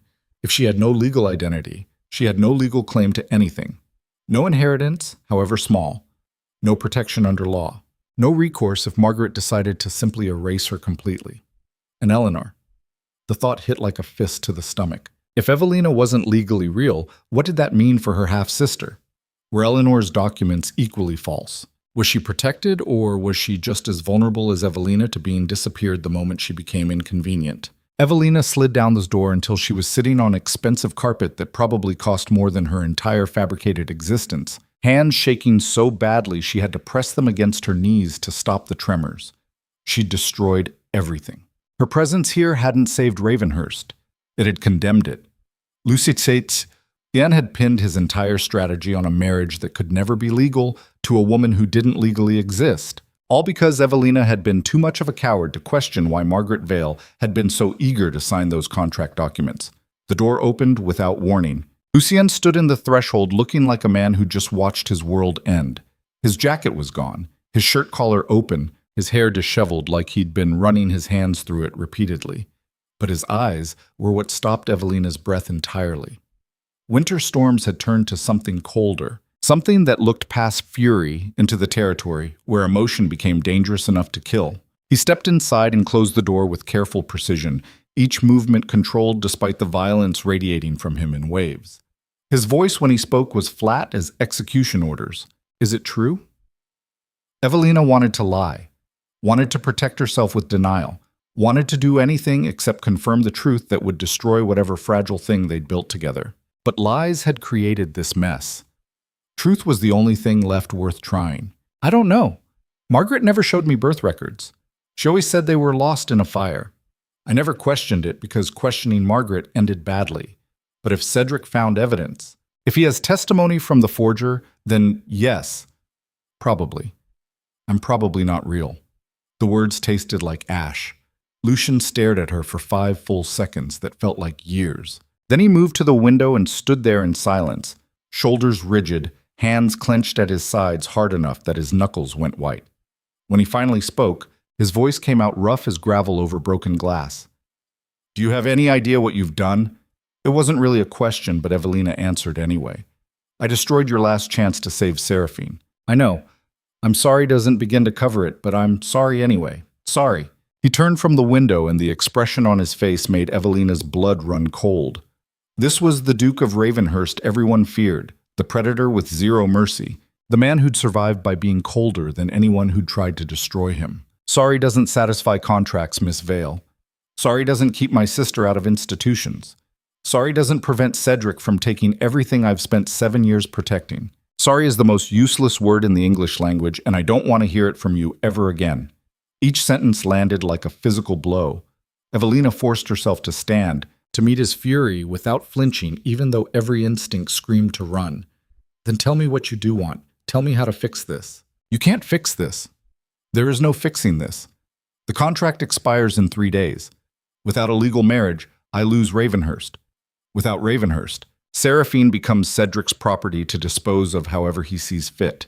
And you get to walk away knowing your lies condemned an innocent girl to hell. The accusation hit harder than anything Margaret Vale had ever done because it came wrapped in truth. Evelina had been so focused on protecting Eleanor that she'd never considered the possibility her existence itself might be the weapon that destroyed someone else. Tears burned behind her eyes, but she refused to let them fall. Crying was weakness, and weakness invited worse treatment. She'd learned that lesson young, and it had kept her alive through years that should have killed her. Her voice came out steady despite the way her world was collapsing. There has to be another way, some legal loophole, some alternative strategy. You're the man who's survived 7 years of Cedric's attacks. You've outmaneuvered him at every turn. You can do it again. Lucian laughed, and it was the most terrible sound Evelina had ever heard, empty of everything except despair wearing humor as camouflage. I survived because I had resources. Money, influence, time to build defenses. I don't have any of those things now. Cedric bought my debts while we were busy implementing your clever strategy. He owns me financially. The only thing keeping him from foreclosing immediately was the contract deadline. Once that passes without satisfaction, he can liquidate everything legally and I have zero recourse. The pieces fell into place with sickening clarity. While they'd been focused on one threat, Cedric had been executing a completely different attack. He'd let them think they were winning while quietly building the trap that would destroy them all. Evelina's mind raced through possibilities, searching for any angle that didn't end in total disaster. What if we got real documentation? What if I found actual birth records, proved my identity beyond question? Lucian moved toward her with the deliberate intent of a predator closing distance to prey. He stopped close enough that she had to tilt her head back to maintain eye contact, close enough that she could see the exact moment something shifted in his expression from fury to something far more dangerous. His voice dropped to barely above a whisper. And where exactly would you find these mythical real records, Evelina? Because I've had investigators searching for 3 hours, and they found nothing. No birth certificate, no hospital records, no parish documentation. You don't exist in any official capacity. The only records that show your name are the forgeries Margaret Vale created 6 months ago, specifically to trap me into thinking this marriage would be valid. The implication in those words crashed through Evelina's consciousness like artillery fire. Margaret had known. Her stepmother had known the documents were false, had known the marriage would be invalid, had known sending Evelina north would destroy the Duke instead of saving him. She'd been a weapon aimed at Ravenhurst from the very beginning. Evelina felt her legs give out. She would have collapsed if Lucian hadn't caught her automatically, his hands gripping her arms with enough force to bruise, holding her upright while reality rewrote itself into something exponentially worse than she'd imagined. His voice came from somewhere above her, still cold but carrying a new edge that sounded almost like pain. Did you know? Did Margaret tell you this was the plan? No, I swear I didn't know. She told me I was being sent to satisfy a debt, nothing more. I thought I was saving Eleanor. I thought this was legitimate. Lucian's hands tightened fractionally on her arms, fingers digging into flesh hard enough that Evelina knew she'd have marks tomorrow if there was a tomorrow worth surviving into. His voice stayed flat, but something underneath it was cracking. Then we're both victims of the same trap. Margaret gets paid for delivering you. Cedric gets Ravenhurst when the marriage fails. And we both lose everything that matters because we were stupid enough to believe people who've spent years planning our destruction. He released her abruptly and stepped back like touching her was contamination he couldn't afford. Evelina stayed standing through sheer force of will, watching Lucian unravel in real time, the controlled Duke fragmenting into something raw and more human than she'd ever seen. When he spoke again, his voice carried exhaustion that suggested he'd been carrying impossible weight for so long that dropping it felt almost like relief. You should pack your things. I'll have a carriage take you back to London tomorrow morning. There's no point staying for a wedding that can't happen. And then what? I go back to Margaret's house and pretend none of this happened while Eleanor pays the price for my failure. That's not my problem anymore. I have my own sister to worry about. You wanted partnership, Miss Vale. But partnerships require trust, and I can't trust someone whose entire existence is a lie. The words cut deeper than any blade could reach. Evelina wanted to argue, wanted to fight, wanted to do anything except accept that she was being dismissed like a servant who'd failed to perform adequately. But what argument did she have? He was right. Her existence was a lie. She'd unknowingly destroyed his last chance to protect Seraphine. She deserved every piece of his fury. She moved toward the door on legs that barely functioned, each step requiring more effort than the last. Her hand touched the handle before Lucian's voice stopped her one final time. Evelina. She paused, but didn't turn around. Couldn't bear to see the disgust that was probably written across his features. His voice came quiet enough that she almost missed it. For what it's worth, I believed you when you said you didn't know. I still believe you, but belief doesn't change reality. And reality is that you're the weapon they used to destroy me. I can't look at you without seeing that truth. The honesty of it was somehow worse than anger would have been. Evelina left without responding because there was nothing to say that would make any of this better. Nothing that would undo the damage. Nothing that would save either of them from the consequences of trusting the wrong people. She made it to her room before the tears finally came, silent and useless, sliding down her face while she stared at expensive furnishings that had never really belonged to her because people who didn't legally exist couldn't own anything, not even their own names. The next morning arrived gray and suffocating. Evelina woke to find her traveling bag already packed by servants who'd clearly received orders, clothes folded with efficient care, everything she'd brought to Ravenhurst ready to leave with her like the entire past 3 weeks had been temporary from the start. She dressed in the same torn clothing she'd arrived in, returned to her by Margo with an expression that suggested the housekeeper knew exactly what had transpired and had zero sympathy to offer. The message was clear. You came here as trash, and you're leaving as trash. Whatever brief elevation you experienced was illusion. Breakfast was waiting in her room instead of the dining hall, another sign of dismissal. Evelina forced herself to eat because survival required fuel even when survival felt pointless.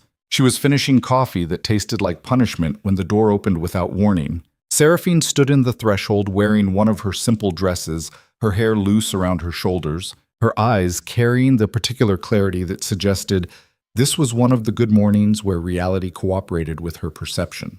The girl moved into the room and closed the door carefully, studying Evelina with uncomfortable intensity. You're leaving? Yes, because you're not real. Evelina felt her throat tighten. Even Seraphine knew. Even the girl whose mind didn't process information the way normal people did, understood that Evelina's existence was fabricated, something like that. Seraphine sat on the edge of the bed, her movements carrying the careful precision of someone navigating a world that might shift without warning. Lucien is breaking. I can feel it. He holds everything together for me, but this time the cracks are too deep. He's going to shatter, and I won't be able to put him back together because I'm too broken myself. The girl's voice carried devastating clarity despite the fractured way she experienced reality. Evelina sat beside her, close enough to offer comfort without crowding. He'll survive. He's the strongest person I've ever met. Strong people break harder when they finally fall. And my brother has been falling for 7 years. He just refused to hit the ground until now. Seraphine turned to look at Evelina directly, those unsettling eyes that saw too much focused with laser precision. You love him.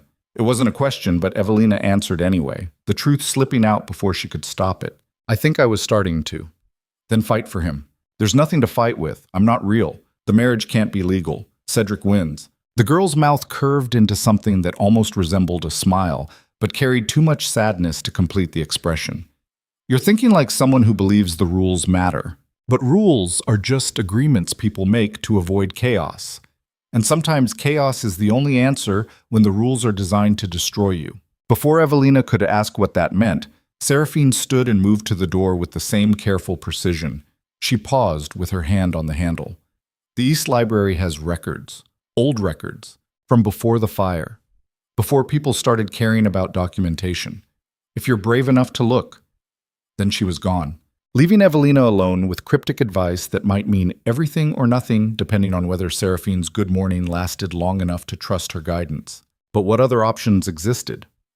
Evelina stood and moved to the door, checking the corridor for witnesses before slipping out and heading toward the East Wing, where parts of Ravenhurst remained largely unexplored, rooms that hadn't been opened in years because nobody had reason to disturb whatever history they contained. The East Library was smaller than Lucien's primary workspace, more intimate, lined with older books whose spines cracked when touched.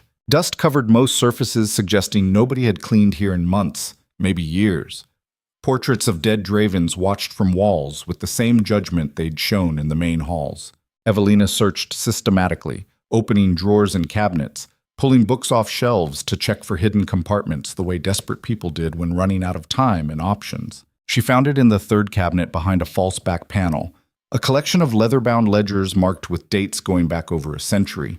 Birth records, death records, marriage records. Every significant event in Ravenhurst's history documented in careful script by whoever had served as record keeper for the estate. Evelina's hands shook as she pulled the volumes down and started searching, flipping through pages that smelled like old paper and older secrets, looking for anything that might prove her existence, or at least explain her non-existence. The answer appeared in a ledger dated 23 years ago, a single entry in faded ink noting the marriage between Thomas Vale and Catherine Ashford, followed 6 months later by the birth of a daughter, Evelina Catherine Vale, born at Ravenhurst Keep. The room tilted sideways. Born at Ravenhurst Keep, her father had worked here. Her mother had lived here. She'd been born inside these very walls before something had happened that sent her family to London, where Thomas Vale had drunk himself to death, and Catherine had remarried a woman who'd spent 20 years trying to erase evidence that Evelina had ever existed. But Ravenhurst remembered. The estate's private records contained proof that Margaret Vale's forgeries had tried to bury. Evelina was legitimate. She was real. She existed in official documentation that predated any scheme to use her as a weapon against Lucien. She grabbed the ledger and ran, through corridors that suddenly felt less like a fortress, and more like the home she'd been born in without knowing it, downstairs that her infant self had probably been carried up by parents who'd loved her before tragedy had scattered them, into the main hall where morning light was finally breaking through gray clouds. She found Lucien in his study, standing at the window with his back to the door, shoulders carrying the weight of empires about to collapse. He didn't turn when she entered. His voice came flat and exhausted. "Your carriage will be ready in an hour. Margo will make sure you have enough money to survive a few weeks in London while you figure out what comes next." "I'm not leaving." "Yes, you are. We've been through this. There's no point staying." Evelina moved to his desk and slammed the ledger down with enough force that the sound echoed through the study like a gunshot. Lucien turned sharply, winter storm eyes locking onto the book before rising to her face with an expression caught between confusion and something that might have been hope if he'd let himself feel it. "What is that?" "Proof. Proof that I was born here at Ravenhurst 23 years ago to Thomas and Catherine Vale. Proof that my birth was documented in estate records before we ever left. Proof that I'm not a forgery or a weapon or a lie." She flipped open the ledger to the relevant page and pushed it toward him. Lucien stared at the entry like it might disappear if he blinked. His hands were shaking when he reached for the book, fingers tracing across faded ink that proved everything and changed nothing and altered everything simultaneously. When he looked up, his expression had shifted into something she couldn't identify. Calculation mixing with disbelief, mixing with the first edge of genuine emotion she'd seen since yesterday's confrontation. His voice came out rough. "This is real. It's real. My father worked for your family. I was born here. Margaret didn't forge documents to create me. She forged documents to hide where I actually came from. Because if anyone investigated, if anyone found these records, they'd know I have legitimate claim to exist." Lucien's mind was visibly racing through implications, legal angles, possibilities that had seemed impossible 5 minutes ago suddenly reasserting themselves. If you were born at Ravenhurst and documented in estate records, then you have legal identity regardless of what parish records show. Estate documentation predates parish requirements in cases of nobility and their staff. This ledger is admissible evidence of your existence, which means the marriage would be legal, which means the contract could be satisfied, which means Cedric loses. The words hung between them like oxygen after drowning, hope so fragile it felt dangerous to acknowledge. Lucien set the ledger down carefully and moved around the desk, closing the distance between them until they stood close enough that Evelina could see the exact moment his walls cracked completely, the exact second the Duke of Ravenhurst stopped fighting alone and let himself believe that partnership might actually mean something. His hands came up to frame her face with careful precision, touch gentle despite the way his entire body was shaking. His voice when he spoke carried weight that had nothing to do with contracts or estates or anything except the two people standing in morning light trying to survive systems designed to destroy them. Why didn't you run? Why come back here with this instead of using it to negotiate better terms for yourself? Because Seraphine deserves better than Cedric's institutions. Because you deserve better than losing everything you fought for. And because somewhere between partnership and late nights and watching you protect your sister, I stopped wanting to run from this place and started wanting to fight for it. Lucian stared at her with an intensity that should have been frightening, but felt like the opposite, like being seen completely for the first time by someone who understood exactly what survival cost. Then he kissed her. Not gentle, not careful, but with the desperate urgency of a man who'd been holding everything together for 7 years and finally had permission to fall apart because someone else was there to catch the pieces. Evelina kissed him back with equal desperation, her hands fisting in his shirt, 7 years of his isolation meeting 23 years of her rejection in the space between one heartbeat and the next. When they finally broke apart, both breathing hard, Lucian rested his forehead against hers and spoke in a voice that carried every ounce of vulnerability he'd been hiding behind cold precision. If we do this, if we actually fight Cedric with this evidence, there's no going back. He'll come at us with everything he has. It won't be clean or civilized. It'll be war. Evelina smiled despite the fear and uncertainty and absolute certainty that they were about to walk into hell together. Then we go to war. And we win. Because losing isn't an option anymore. Lucienne pulled back just enough to meet her eyes directly. Partners. Partners. They stood there in morning light streaming through windows. Two people who'd been shaped by systems designed to break them, holding evidence that might save everything or condemn them both depending on how the next 48 hours unfolded. The study door burst open without warning. Margo stood in the threshold, her usually composed expression cracked by something that looked dangerously close to panic. Her voice came out sharp and urgent. Your Grace, Lord Thornwall is here with magistrates and court officials. He's demanding immediate seizure of the estate under bankruptcy provisions. He says you have 1 hour to vacate or face arrest for obstruction. The words hit like bullets. Cedric wasn't waiting for the contract deadline. He was moving now, executing the final phase of his plan before Lucian could mount any defense. The Duke's expression shifted back into the cold predator everyone feared, walls slamming into place with visible effort. When he spoke, his voice carried absolute command. Stall them. Tell them I'm reviewing documentation and will meet with them in the main hall in 30 minutes. Use whatever excuse necessary, but do not let them pass the entrance. Margo nodded once and disappeared. Lucienne turned to Evelina, and she saw in his eyes the exact moment he made a choice that would alter everything that followed. His voice came out steady despite the chaos erupting around them.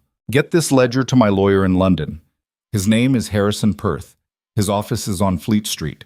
Tell him everything. Show him the documentation. Make sure he understands this proves your legal identity. Then stay there until you hear from me. Absolutely not. I'm not running while you face this alone. This isn't running, it's strategy. If Cedric seizes the estate, he'll destroy any evidence that contradicts his narrative. The ledger needs to be somewhere he can't touch it. And you need to be alive to testify when this goes to court. The logic was sound, but Evelina hated it anyway. What are you going to do? Whatever it takes to buy you enough time to get that evidence secured. Now go, please. The please broke her remaining resistance. Evelina grabbed the ledger and moved toward the door, paused long enough to look back at Lucian standing in the study that would probably be seized within the hour, a man preparing to fight the last battle with nothing but stubborn refusal to surrender. Her voice came out steady. Don't do anything stupid.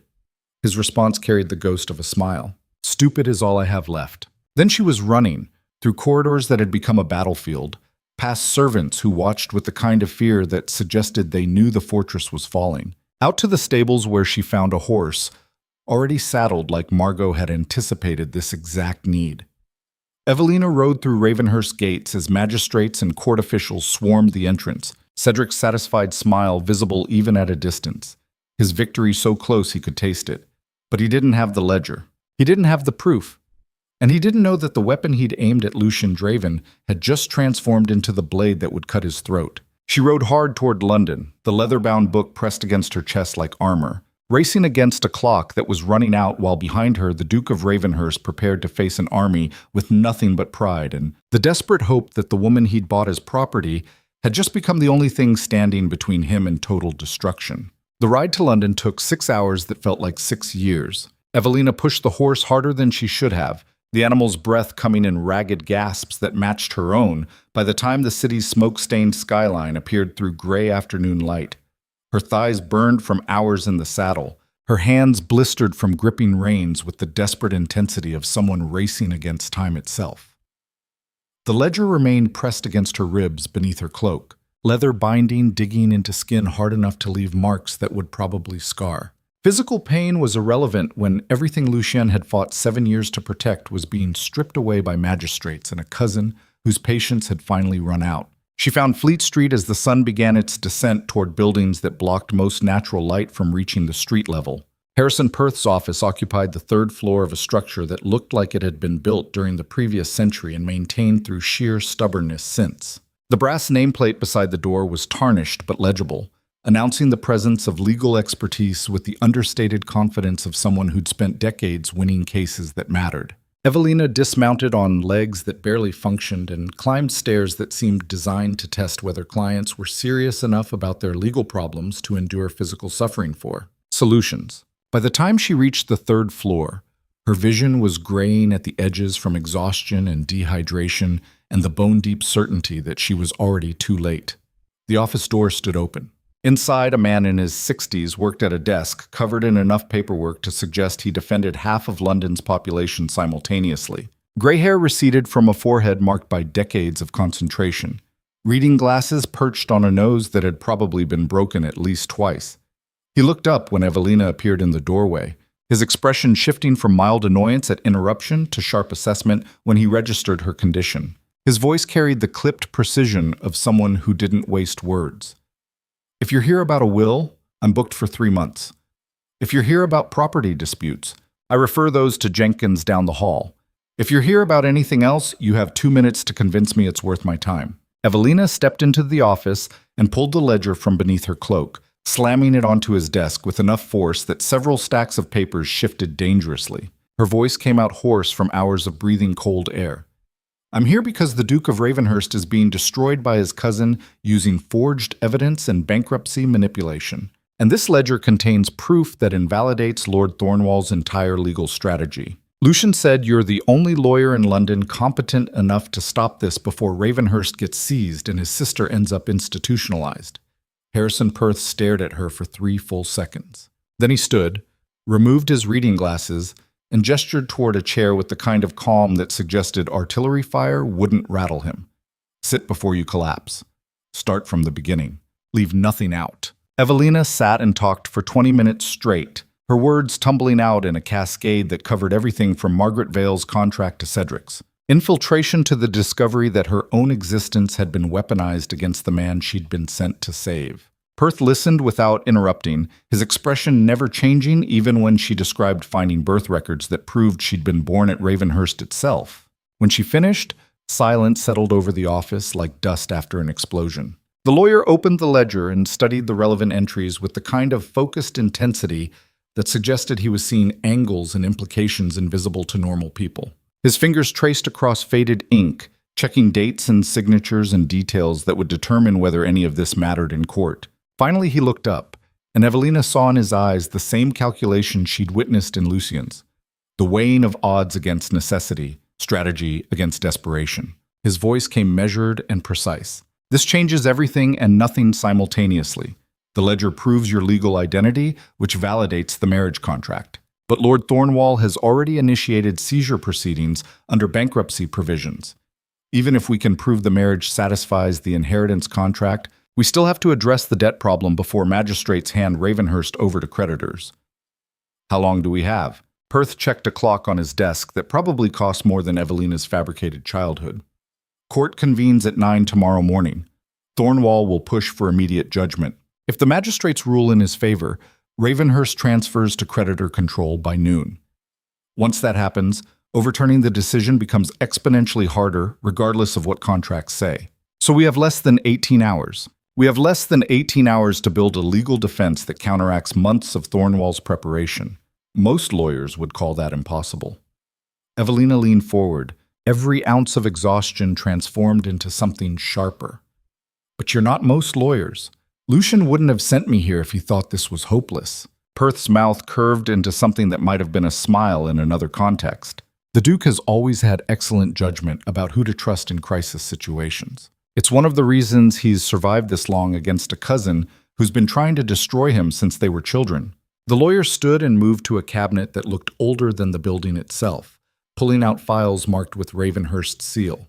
He spread them across his desk with the efficiency of someone who'd been preparing for this confrontation long before Evelina had arrived in London. When he spoke again, his voice carried the edge of a man entering battle. Here's what we're going to do. You're going to give me a sworn statement about everything you've told me, including the discovery of these birth records. I'm going to file emergency motions challenging the bankruptcy proceedings on grounds that Thornwall has manipulated debt acquisition specifically to engineer a state seizure. And we're going to pray that the magistrate assigned to this case is someone who values actual justice over political convenience. What are our chances? Perth met her gaze directly. Honestly? 30%.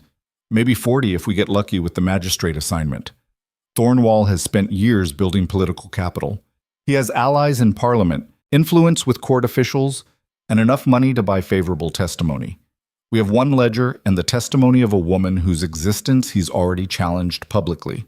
Evelina felt her jaw tighten, old survival instincts kicking in the way they always did when odds turned impossible. Then we make our 30% count for everything it's worth. The lawyer's smile widened into something genuine. The Duke chose well when he sent you. Most people fold when they hear bad odds. You look like you're ready to go to war. I am. Because the alternative is watching good people get destroyed by someone whose only talent is cruelty. I've lived through that already. I won't watch it happen again. Perth nodded once, sharp as a salute, then pulled out fresh parchment and uncapped ink that smelled like old libraries and older money. Then let's get your statement documented. We have a long night ahead of us. The sun had set completely by the time Evelina finished giving her sworn testimony, her hand cramping from signing documents that would determine whether everything she'd fought for survived past tomorrow morning. Perth worked with the focused intensity of someone who'd spent decades turning impossible cases into victories through sheer refusal to accept defeat. He sent runners to gather witnesses who could testify about Ravenhurst's financial situation. He drafted motions that attacked every aspect of Cedric's legal strategy. He pulled precedents from cases so old the parchment was yellowing, building arguments that would either save Lucien or condemn them both to watching everything collapse. Evelina helped where she could, her exhaustion pushed aside by adrenaline and the bone-deep certainty that somewhere north of London, Lucien was fighting his own battle against magistrates who'd already decided Ravenhurst's fate before hearing any defense. Near midnight, a messenger arrived carrying news that made Perth's expression darken. The lawyer read the dispatch twice before setting it down with careful precision. His voice came flat. The Duke has been placed under house arrest. Magistrates ruled that he poses a flight risk given the financial situation. He's confined to Ravenhurst until the court hearing tomorrow. Evelina's stomach dropped.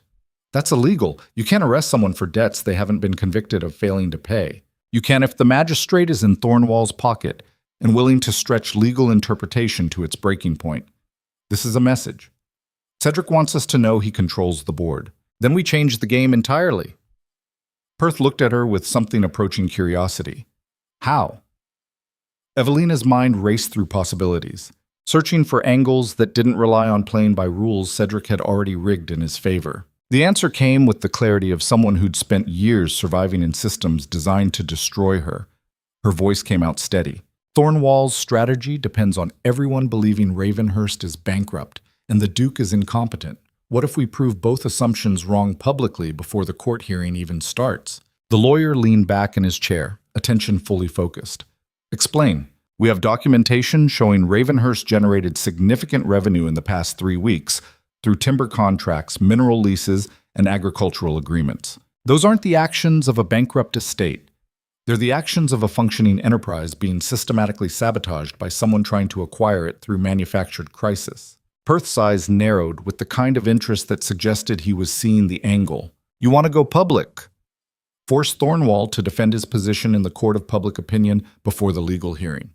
Exactly. London society loves nothing more than watching nobility destroy each other. If we can plant enough doubt about Cedric's motives, If we can make people question whether this is legitimate debt collection or opportunistic theft, the magistrates will have to consider public perception alongside legal technicalities. The lawyer was quiet for a long moment, calculation happening behind his expression. It's risky. If we miscalculate, we hand Thornwall ammunition to paint you and the Duke as desperate liars willing to slander his reputation. And if we don't try, Ravenhurst falls tomorrow, and Seraphine ends up institutionalized while Cedric celebrates. I'll take the risk. Perth smiled like he'd just remembered why he'd chosen this profession in the first place. Then we go to war on two fronts, legal and public. I'll handle the court filings. You handle making sure every gossip in London knows Lord Thornwall's true character before sunrise. Evelina stood despite her body's protests, purpose overriding exhaustion. Where do I start? The lawyer pulled out a list of names from his desk, addresses beside each one. These are journalists, society columnists, and people whose opinions shape how London thinks. Visit as many as you can tonight. Tell them your story. Make sure they understand what's actually happening at Ravenhurst. And most importantly, make them care enough to write about it before tomorrow's hearing. He handed her the list along with a purse heavy enough to suggest serious funding. Bribes, where necessary. Most of these people respond better to coin than conscience. Make sure they know there's more money coming if their coverage helps stop Thornwall. Evelina took both and moved toward the door, paused long enough to look back at the lawyer who'd spent the past 6 hours building defenses against impossible odds. Thank you for believing this matters. Perth's response came quiet. I've known the Duke since he was 20 years old and inherited an estate designed to destroy him. He spent a decade protecting his sister while jackals circled waiting for weakness. If he falls tomorrow, it won't be because I didn't fight hard enough to prevent it. Then they were both moving. Two people racing against a deadline that would determine whether justice meant anything when power and money aligned against it. Evelina hit London's streets with the list clutched in one hand and desperation driving every step.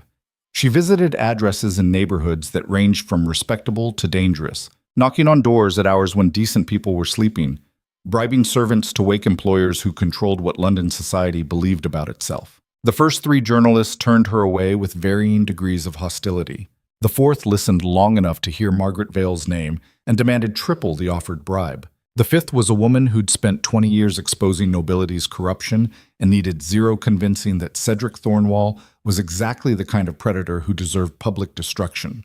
By 3 in the morning, Evelina had visited 11 addresses and secured promises from 6 different publications that stories questioning Thornwall's motives would run in morning editions. The coverage wouldn't be kind, it would be brutal, accusatory, designed to make London's elite question whether supporting Cedric's seizure of Ravenhurst made them complicit in destroying a family that had served the crown for generations. She returned to Perth's office as false dawn began painting the sky colors that suggested morning would arrive whether they were ready or not. The lawyer hadn't slept. His desk was buried under legal documents, motions filed and ready, arguments prepared for every possible angle the magistrates might take. He looked up when Evelina entered, exhaustion written across features that somehow still carried determination. His voice came hoarse. Did we get coverage? 6 publications. They'll run stories questioning Thornwall's financial manipulation and suggesting the seizure is motivated by personal vendetta rather than legitimate debt collection. Perth nodded slowly. It's not enough to win outright, but it might be enough to force the magistrates to actually consider the evidence instead of rubber-stamping Cedric's seizure request. What happens now? Now, we go to court. And we find out if the legal system still values truth or if it's been completely bought by people like Lord Thornwall. Evelina felt something cold settle in her chest, the recognition that they'd done everything possible and it still might not be sufficient to save Lucian or Seraphine or Ravenhurst from the machinery designed to grind them into dust. She thought about the Duke confined to his estate under house arrest, watching the walls of his fortress close in while knowing his sister's safety depended on legal proceedings he couldn't control. She thought about Seraphine painting shadows in her tower room, unaware that the brother who'd protected her for 7 years was hours away from losing everything that kept her safe. And she thought about Eleanor, 14 years old and dependent on Margaret Vale's mercy, waiting in London for news that would determine whether her half-sister had succeeded in protecting her or failed spectacularly. The weight of all those lives pressed down on Evelina's shoulders like physical force, every person who would suffer if they lost this battle tomorrow, depending on her testimony and Perth's legal. expertise, and the hope that somewhere in London's court system still existed magistrates who cared about justice. Perth's voice cut through her spiral. Get some rest. Court convenes in 5 hours. You'll need to testify, and you need to be coherent when you do it. Evelina wanted to argue, but exhaustion was finally catching up to adrenaline, her body demanding payment for the past 18 hours of constant motion. She collapsed onto the office couch that probably hadn't been used in years, her mind still racing even as her eyes closed against her will. She woke 3 hours later to Perth shaking her shoulder gently. The lawyer had changed into formal court attire, black robes that made him look like an avenging angel wrapped in legal authority. His expression carried the focused calm of someone entering battle they'd prepared their entire career to fight. His voice came steady. It's time. The carriage is waiting. Evelina stood and smoothed her borrowed dress. The clothing Margo had packed what felt like a lifetime ago when she'd thought she was just returning to London instead of fighting for Ravenhurst's survival. She looked terrible, she knew, exhausted and pale and carrying the physical evidence of 18 hours spent racing against impossible odds. Good. Let the magistrates see exactly what desperation looked like. Let them understand that real people with real lives were about to be destroyed if they chose convenience over justice. The carriage ride to the courthouse took 20 minutes through London streets already filling with morning traffic. Evelina watched the city wake up completely unaware that today would determine whether one of England's oldest estates survived or fell to manipulation disguised as legal process. The courthouse loomed ahead like a monument to authority. Stone edifice designed to remind everyone entering that the law was bigger than individual suffering and infinitely more powerful than personal appeals for mercy. They entered through doors that had witnessed centuries of judgments, walking corridors filled with other people fighting their own battles against systems that ground through human lives with mechanical efficiency. The courtroom assigned to Ravenhurst's case was already packed. Evelina recognized faces from London society. Nobles who'd attended the engagement ball 3 weeks ago now gathered to watch the Duke of Ravenhurst's public destruction. Journalists filled the gallery, notebooks ready to record whatever spectacle unfolded. And at the front of the room, sitting behind a table that screamed confidence, Lord Cedric Thornwall smiled like a man who'd already won and was just waiting for official confirmation. His lawyers flanked him like bodyguards, expensive suits and practiced expressions that suggested they'd destroyed better opponents than whoever would dare challenge their case today. Perth guided Evelina to the opposing table, his hand steady on her elbow despite the way her legs wanted to collapse beneath the weight of every eye tracking her entrance. They sat. The magistrate entered. An older man whose face suggested he'd spent decades hearing cases and had stopped being impressed by anything years ago. He took his seat behind the bench with the casual authority of someone who held absolute power in this room and knew it. His voice cut through the murmuring crowd. This court is convened to hear arguments regarding the petition for seizure of Ravenhurst estate under bankruptcy provisions. Lord Cedric Thornwall, petitioner. Duke Lucian Draven, respondent. He paused, scanning the room. I note the respondent is not present. Cedric's lead lawyer stood smoothly. Your Honor, the Duke was placed under house arrest yesterday evening due to flight risk concerns. He has been informed of these proceedings and chose not to send legal representation, which we interpret as acknowledgement that his position is indefensible. Perth rose immediately. Your Honor, Harrison Perth, representing Duke Lucian Draven. My client was prevented from attending by the very house arrest that Lord Thornwall's legal team arranged through questionable interpretation of bankruptcy law. The Duke has not abandoned his defense. I am here to present that defense on his behalf. The magistrate's expression didn't change, but something flickered in his eyes. Recognition that this might not be the simple rubber stamp proceeding everyone had expected. His voice came measured. Very well. Mr. Perth, you have objection to these proceedings. Multiple objections, Your Honor. Beginning with the fact that Lord Thornwall's acquisition of Ravenhurst debts was conducted through shell companies specifically to manufacture this crisis, continuing through irregularities in the bankruptcy filing itself, and culminating in evidence that proves the estate is not bankrupt, and the entire seizure petition is motivated by personal vendetta rather than legitimate debt collection. Murmurs rippled through the gallery. Cedric's smile never wavered, but his eyes hardened into something that promised violence if legal channels failed. The magistrate raised one hand for silence. Those are serious allegations, Mr. Perth. I trust you have evidence to support them. Substantial evidence, Your Honor, including financial records, witness testimony, and documentation that fundamentally challenges the petitioner's entire legal position. The magistrate leaned back, interest clearly engaged now. Proceed. What followed was 3 hours of legal warfare conducted with the precision of chess masters playing for kingdoms. Perth systematically dismantled every aspect of Cedric's case, introducing evidence of debt manipulation, presenting witnesses who testified about Ravenhurst's recent revenue generation, exposing the shell companies Thornwall had used to disguise his acquisition strategy. Cedric's lawyers fought back with equal ferocity, challenging witness credibility, arguing that revenue generation was too recent to indicate long-term solvency, insisting that bankruptcy proceedings were legitimate regardless of who held the debts. The courtroom watched like spectators at a gladiatorial match, every thrust and parry visible in the lawyers' exchanges, every point scored or lost marked by shifting expressions in the gallery. Then Perth called Evelina to testify. She stood on legs that shook despite her best efforts, moving to the witness stand while every eye in the courtroom tracked her with the intensity of predators assessing prey. Perth's voice came gentle but clear. Please state your name for the record. Evelina Catherine Vale. And what is your relationship to the Duke of Ravenhurst? I'm his fiancée. We were scheduled to marry tomorrow to satisfy an inheritance contract between our families. Cedric's lawyer rose immediately. Objection, Your Honor. Miss Vale's legal identity is disputed.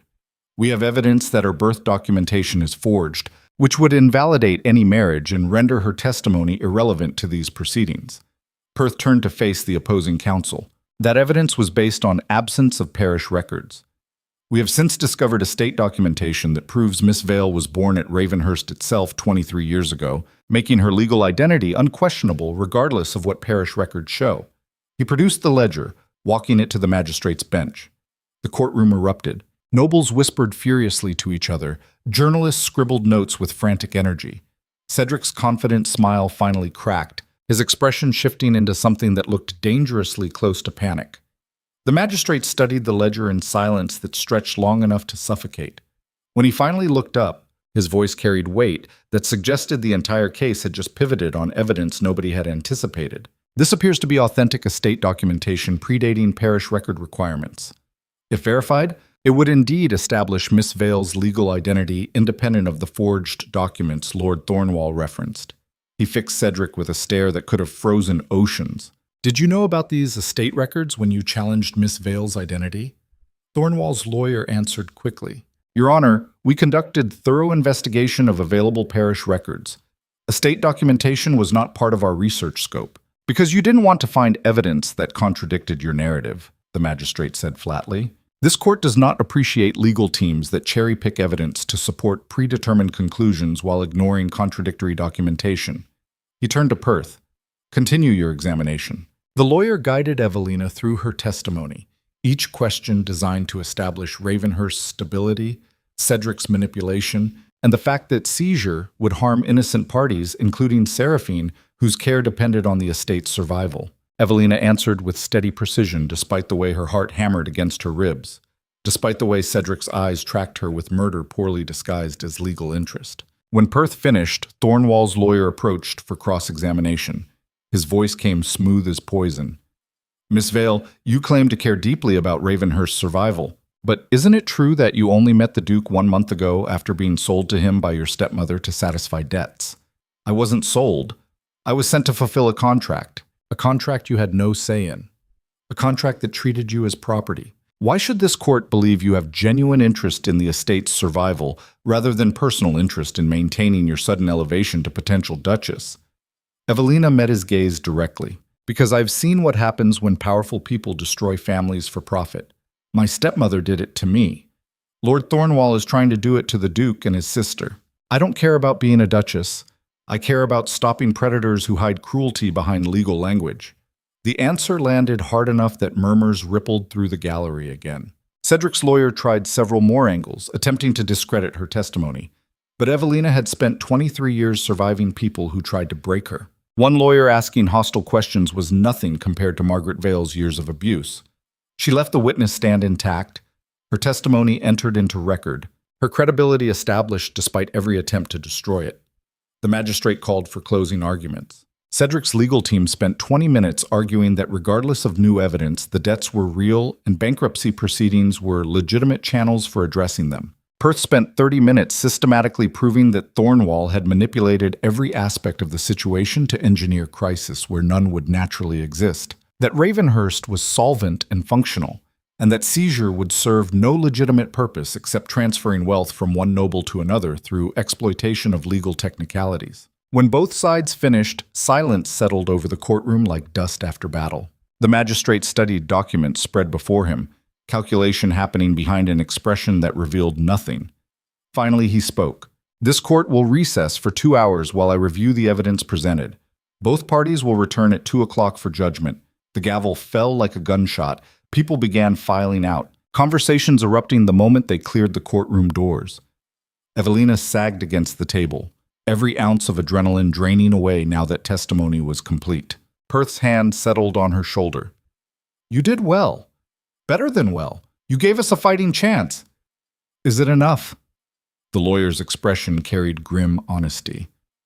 "I don't know." The magistrate seems genuinely conflicted, which is better than I expected, but Thornwall has significant political influence. Even good magistrates sometimes bow to pressure from powerful families. So we wait. We wait. And we hope that justice means something today. 2 hours felt like 2 decades.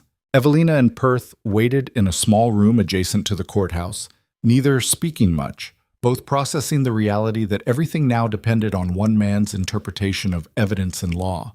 Near 1:30, a clerk appeared with a message that made Perth's expression darken. The lawyer read it twice before handing it to Evelina.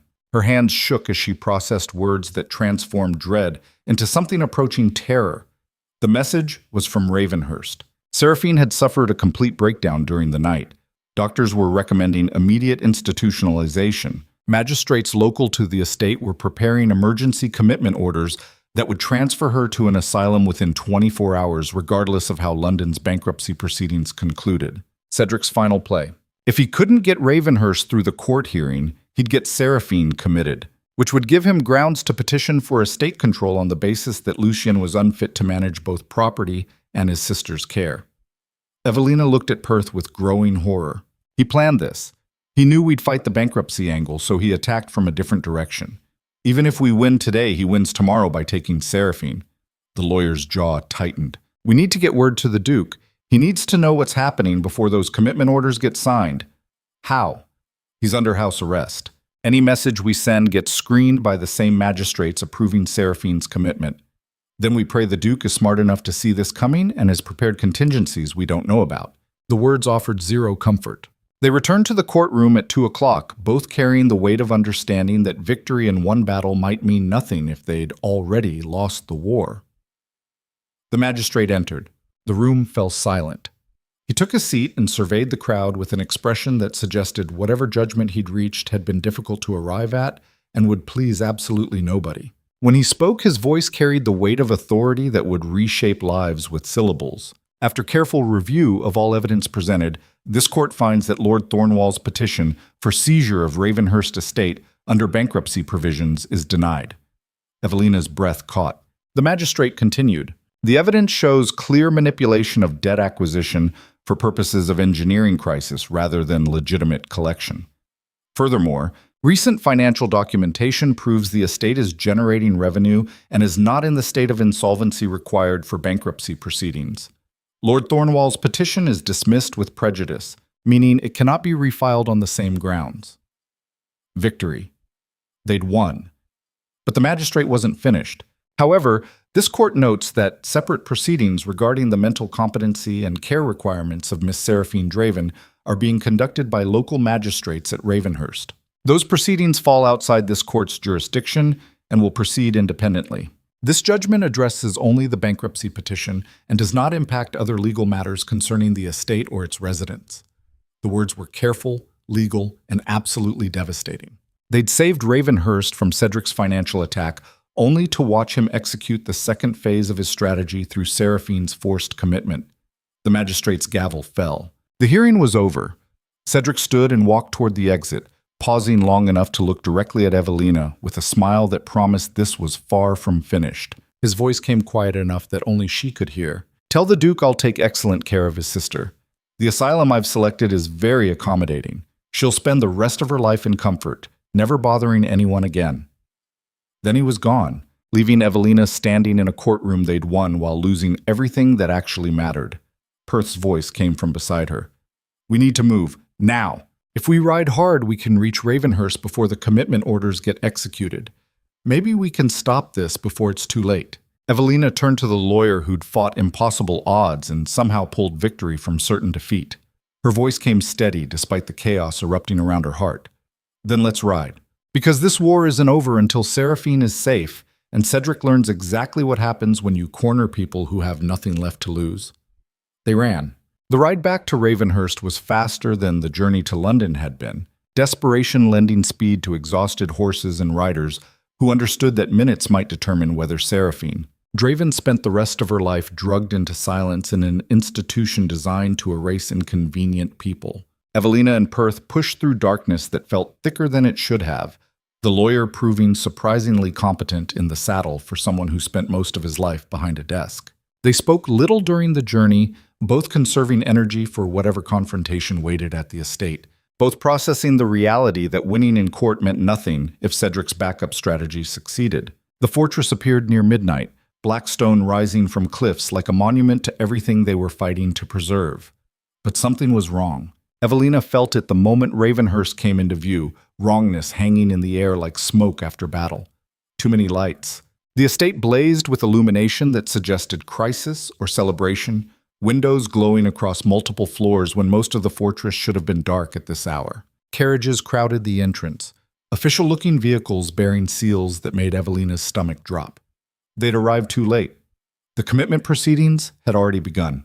They dismounted in the courtyard, leaving horses to servants who looked at them with expressions that mixed relief and terror. Margo appeared from the main entrance, her usually composed features cracked by something that looked dangerously close to panic. Her voice came harsh and urgent. "They're in the Great Hall." 3 magistrates and 2 doctors from the asylum. They've been examining Miss Seraphine for the past hour. Lord Thornwall is with them. "Where's Lucian?" "Under guard in his study." The magistrates extended his house arrest to prevent him from interfering with the medical evaluation. He's been threatening violence for the past 2 hours. Perth's jaw tightened. "Take me to the Great Hall. Miss Vale, go to the Duke. Tell him what happened in London. He needs to know we won the bankruptcy case, even if we're losing this battle." Evelina wanted to argue, but the lawyer was already moving, his formal robes billowing behind him like dark wings as Margo led him toward wherever they were deciding Seraphine's fate. She ran through corridors that had become familiar over the past month, muscle memory guiding her toward Lucien's study, even as her mind raced through scenarios that all ended badly. The guard stationed outside the door tried to stop her, but Evelina pushed past him with enough force that surprise overcame training. She burst into the study and found chaos. Lucian stood at the window with his back to the door, one hand pressed against glass hard enough that his knuckles had gone white. The other hand gripped a tumbler of whiskey that looked like it had been refilled multiple times based on the half-empty bottle on his desk. Papers were scattered across every surface, evidence of someone who'd been trying to work through legal solutions and finding none that mattered. He didn't turn when she entered. His voice came out flat and dead. "You're too late. They're going to take her. The doctors have already declared her incompetent. The magistrates are just going through formalities before signing the commitment orders. We won in London. The bankruptcy case was dismissed. Ravenhurst is safe." Lucian laughed, and it was the most terrible sound Evelina had ever heard, empty of everything except despair that had finally broken through 7 years of control. "Ravenhurst is safe. Congratulations. We saved the fortress while losing the only person who made saving it worth the effort." He turned finally, and Evelina saw the Duke of Ravenhurst completely unraveled. His shirt was partially unbuttoned, his hair disheveled from running hands through it repeatedly, his eyes carrying the kind of exhaustion that came from fighting impossible battles, until there was nothing left to fight with. Most devastating was the defeat written across features that had never shown weakness. The absolute certainty that this time there was no strategy clever enough to win, no move left that would prevent the one outcome he'd spent 7 years trying to avoid. Evelina moved closer, despite the guard shouting behind her that she needed to leave immediately. Her voice came steady. "It's not over until they put her in that carriage. Perth is down there now challenging the proceedings. We still have time. Time for what? More legal arguments that Cedric's magistrates will ignore. More evidence that won't matter because they've already decided Seraphine is too broken to deserve freedom. I've been fighting this battle since I was 23 years old, and I'm tired, Evelina. I'm so tired of losing pieces of my family to people who see human lives as obstacles to profit. The raw honesty in those words broke something in Evelina's chest. This wasn't the controlled Duke who'd bought her to satisfy a contract. This was a man who'd carried impossible weight until his spine finally cracked under the pressure, a brother watching his sister get stolen by systems designed to dispose of inconvenient people. She understood that exhaustion intimately because she'd felt it every day of her childhood, the bone-deep weariness that came from fighting battles you couldn't win against people who had already decided you were worthless. But she'd also learned that sometimes the only option left was to stop playing by rules designed to destroy you and start playing by rules that terrified everyone else. Her voice dropped to something just above a whisper. Then we don't fight legal battles we can't win. We fight the way people fight when they have nothing left to lose. Lucien stared at her with eyes that had lost the winter storm intensity and turned into something colder, something that looked past despair into territory where emotion became dangerous enough to kill. What are you suggesting? I'm suggesting that commitment orders only matter if they can actually remove Seraphine from Ravenhurst. What if we make removal impossible? What if we create a situation where taking her requires violence? These magistrates aren't willing to commit in front of witnesses. The Duke's expression shifted, calculation returning to features that had been empty moments before. You want to turn this into a physical confrontation. Force them to either back down or reveal exactly how far they're willing to go to satisfy Cedric's vendetta. Exactly. These magistrates are bureaucrats following orders. They're not soldiers. They're not prepared for actual resistance. If we make them choose between retreat and violence, most people choose retreat. And if they choose violence, then we learn exactly what we're willing to do to protect someone we love. The words hung between them, challenge and invitation combined. Lucien set down his whiskey with careful precision, some of the rigid control bleeding back into his posture. When he spoke again, his voice carried the edge of a man who'd just remembered why everyone feared him in the first place. If we do this, there's no going back. We'll be defying legal orders. The consequences could include arrest, charges of obstruction, possibly worse. Evelina smiled despite the fear racing through her veins. I've already been declared legally non-existent by my stepmother, and weaponized against you by your cousin. Arrest sounds almost pleasant in comparison. The Duke's mouth curved into something that almost resembled his old predator's smile. You're either incredibly brave or completely insane, probably both. Now are we going to save your sister or stand here debating philosophy while they load her into a carriage? Lucien moved toward the door with the same controlled violence he'd displayed that first night when Evelina had arrived bleeding on his steps. The guard tried to stop him, but the Duke's expression made the man step aside instinctively, survival instinct recognizing that some predators were too dangerous to corner. They moved through corridors together, two people who'd been shaped by systems designed to break them, heading toward a confrontation that would either save everything or destroy them both. The Great Hall was exactly as terrible as Evelina had imagined. Seraphine sat in a chair that looked more like restraint than furniture, her hands gripping the armrests hard enough that her knuckles had gone white.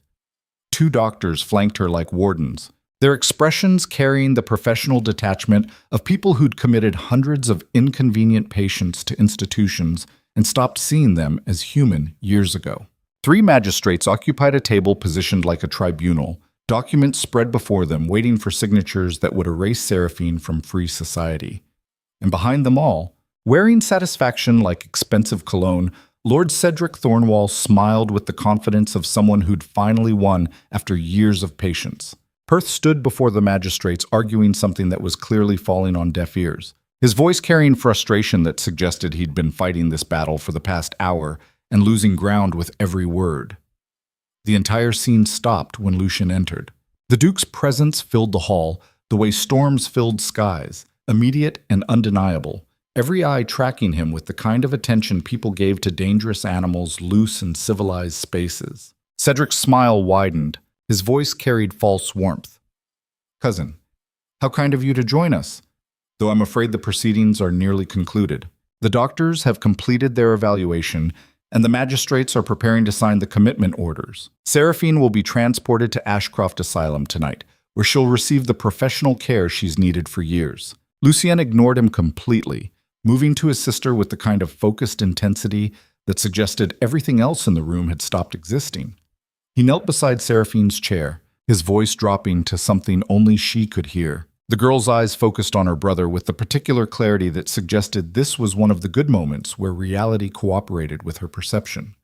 Her voice came out small. "They say I'm too broken to stay. They say the asylum will make me better. But I know what asylums do, Lucien. They don't make people better. They make them disappear." "I know." "Then don't let them take me, please. I'd rather die here than disappear there." The raw honesty in those words silenced the entire hall. One of the magistrates cleared his throat uncomfortably. "Your Grace, I understand this is difficult, but the medical evaluation is conclusive. Miss Draven requires institutional care beyond what can be provided at home. The commitment is for her own safety and well-being." Lucien stood slowly, turning to face the tribunal with an expression that made all three magistrates lean back instinctively. His voice came out cold as execution orders. "My sister is not leaving this house tonight. Not tomorrow night. Not ever, unless she chooses to leave of her own free will." The head magistrate's expression hardened. "Your Grace, you are in no position to defy legal orders. The commitment has been approved by proper medical authority. Interfering will result in additional charges, including obstruction and possibly endangerment. Then charge me, arrest me, do whatever you believe your authority allows. But you will not remove Seraphine from Ravenhurst while I'm still breathing." Cedric stepped forward, his voice carrying patient condescension. "Lucien, you're being irrational. This is exactly the kind of behavior that proves you're unfit to care for her. Step aside and let the professionals handle this before you make everything worse." The Duke's response came faster than thought, one hand shooting out to grab his cousin by the throat and slam him against the nearest wall with enough force that the impact echoed through the hall like a gunshot. Lucien's voice dropped to barely above a growl. "You orchestrated this entire situation. Manipulated debts, forged evidence, bribed magistrates, all so you could steal everything I've spent 7 years protecting. But you made one critical mistake, Cedric. You assumed I'd keep playing by rules designed to destroy me. I'm done with rules. I'm done with civilized solutions. Touch my sister and I will kill you in front of every witness in this room and sleep soundly, knowing I did the world a service." The threat wasn't hyperbole. Everyone in the hall could see the absolute certainty in the Duke's eyes, the recognition that he'd finally reached the point where consequences meant nothing compared to protecting the last person he loved. Cedric's face was turning red from pressure on his throat, but he managed to choke out words. "You're proving their point. You're unstable, dangerous. This is exactly why Seraphine needs professional care, and you need to be removed from estate management." Two guards moved toward Lucien, but Evelina stepped between them and the Duke, her voice cutting through the tension. "Stop. All of you. Look at what you're doing. You're using legal language to disguise cruelty as care. Seraphine doesn't need an asylum. She needs family who won't abandon her the moment she becomes inconvenient.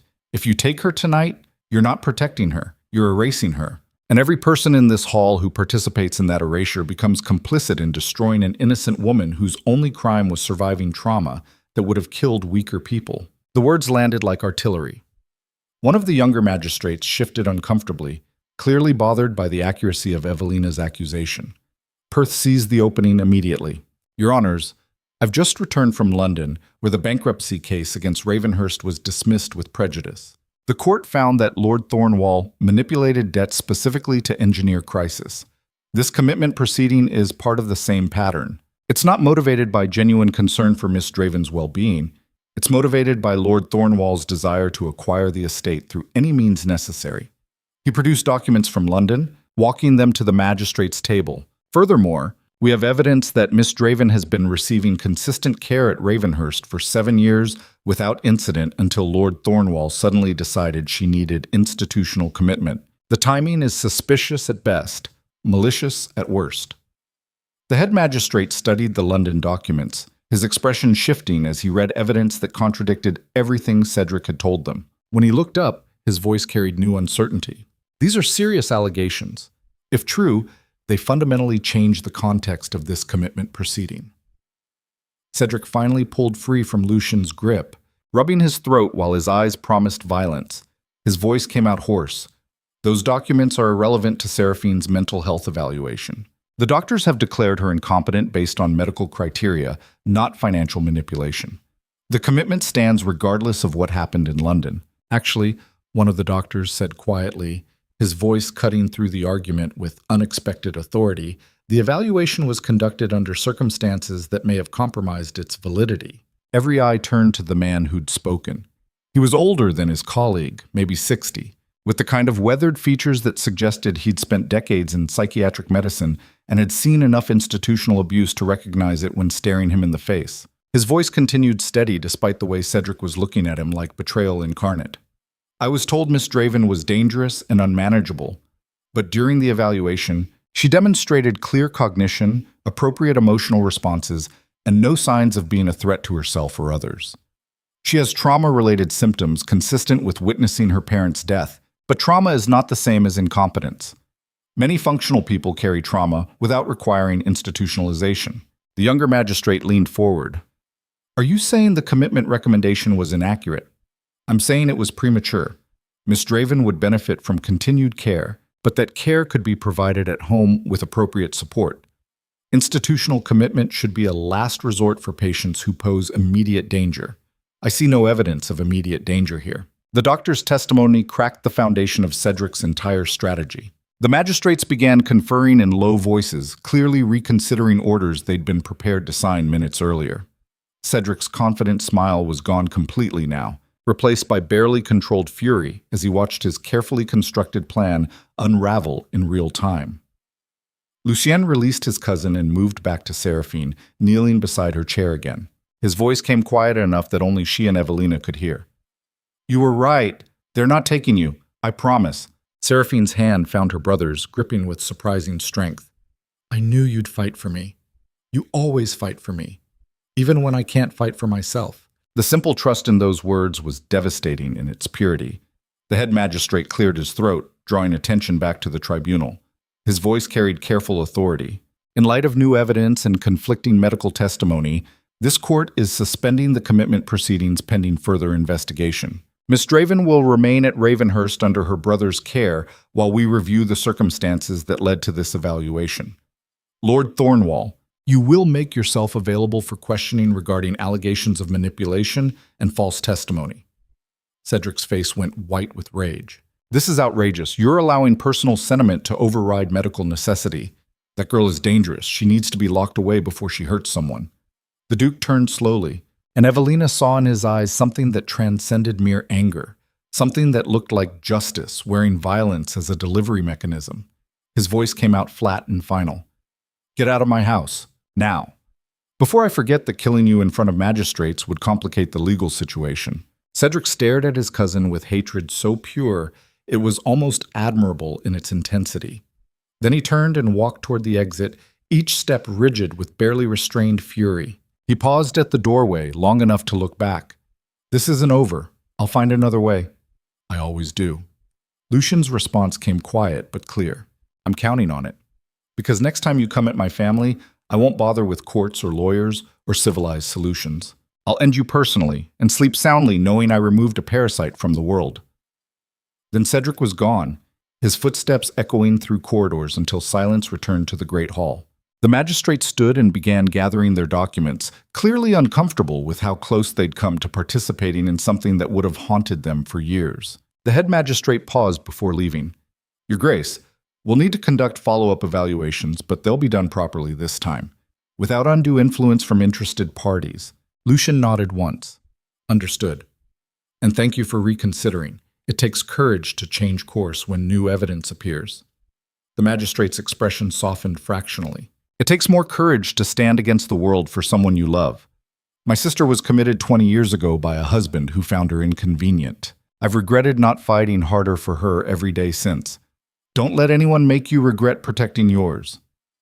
Then he was gone, taking his colleagues with him, leaving the hall empty except for Lucian, Seraphine, Evelina, Perth, and Margo, who'd been watching from the shadows the entire time. Silence settled like dust after battle. Seraphine stood slowly, her legs shaking from hours of sitting under evaluation, and wrapped her arms around her brother with the kind of desperate relief that suggested she genuinely believed she was about to be taken. Lucian held her carefully, his own hands trembling with the aftermath of adrenaline and terror, and the crushing weight of almost losing the last person who connected him to anything resembling family. His voice came out rough. "I've got you. I'll always have you, no matter what it costs." The girl pulled back just enough to look at her brother directly. "You found someone who fights like you do. She's fierce, Lucian. Keep her." Seraphine's gaze shifted to Evelina with something approaching a smile. "Thank you for helping him remember he doesn't have to be a monster to protect the people he loves. Sometimes being human is scary enough." Then she pulled away and moved toward Margo, who immediately began fussing over her like a mother hen protecting a wounded chick, guiding her out of the hall toward rest and safety and the familiar routines that kept Seraphine grounded when reality became too overwhelming. Perth approached Lucian with the careful respect of someone addressing a natural disaster that had temporarily stopped destroying everything in its path. His voice carried professional warmth beneath the exhaustion. "Your Grace, we should discuss next steps. Thornwall will regroup and attack from another angle. We need to prepare defenses that anticipate his future strategies. Tomorrow. Tonight I need to process the fact that we actually won without anyone dying." The lawyer smiled. "Fair enough. I'll return to London and begin documenting everything for when this inevitably ends up in court again. Miss Vale has my contact information if you need anything before then." He paused. "And Your Grace? What you did tonight was either incredibly brave or spectacularly reckless. Possibly both. Either way, it worked. Your sister is safe. That's what matters." Lucian nodded, too exhausted for more eloquent response. Perth left, his formal robes looking decidedly worse for wear after 18 hours of constant battle, which left Evelina and Lucian alone in the great hall that had witnessed their victory and nearly witnessed their complete destruction.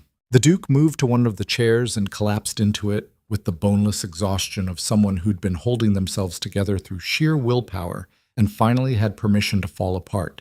His voice came out barely above a whisper. "I almost lost her tonight.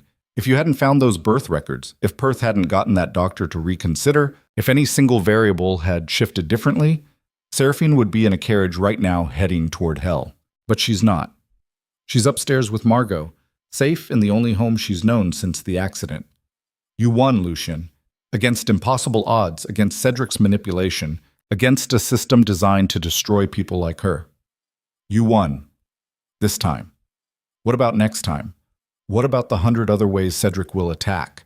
What about the fact that I'm one mistake away from losing everything I've spent 7 years protecting?" Evelina moved to stand in front of him, close enough that he had to tilt his head back to maintain eye contact.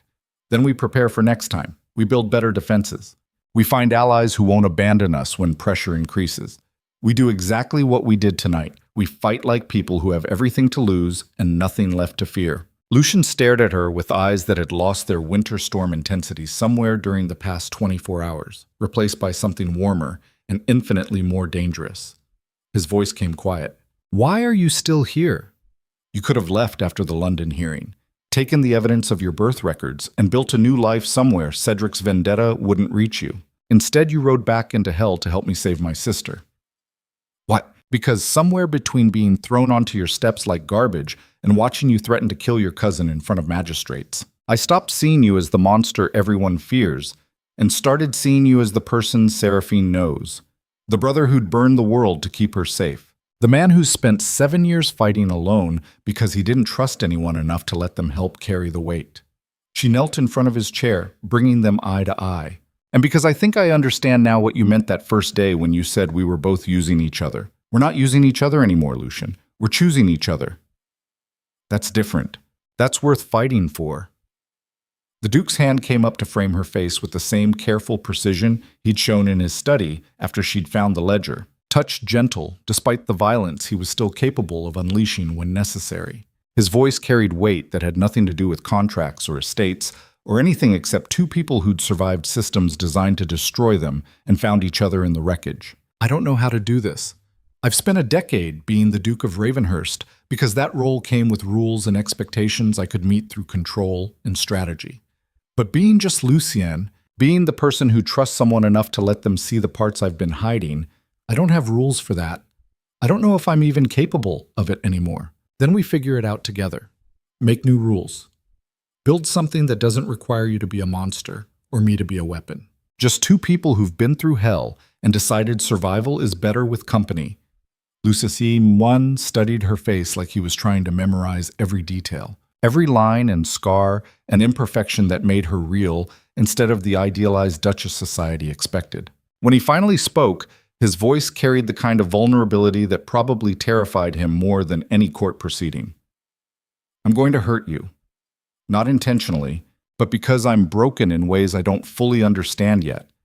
I've spent so long being cold and controlled that I don't remember how to be warm. And the darkness I've cultivated to survive, it doesn't just disappear because we won one battle. I know, I'm broken too. Different fractures, same fundamental damage. We'll hurt each other. We'll fight. We'll probably have moments where we both wonder if this was a terrible mistake. But we'll also have moments like tonight where we stand together against impossible odds and win. That's worth the risk. The Duke's thumb traced along her jaw, his expression shifting into something that almost resembled peace despite the chaos they'd just survived. Then I suppose we should make this official. The contract expires in 2 days. If we're going to satisfy it, we need to actually get married. Evelina smiled despite the exhaustion pulling at every muscle. Is that a proposal or a business transaction? With us, probably both. Then yes, I'll marry you tomorrow. Not because a contract demands it, but because I choose to. Because you're worth choosing even when it's difficult. Lucien pulled her up and kissed her with the kind of desperate intensity that suggested he was still processing the reality that they'd survived, that Seraphine was safe, that for the first time in 7 years he wasn't fighting alone anymore. When they finally broke apart, both breathing hard, he rested his forehead against hers. His voice came rough. Fair warning, being married to me is going to be significantly more complicated than being engaged to me. I survived Margaret Vale for 23 years. I think I can handle one Duke of Ravenhurst.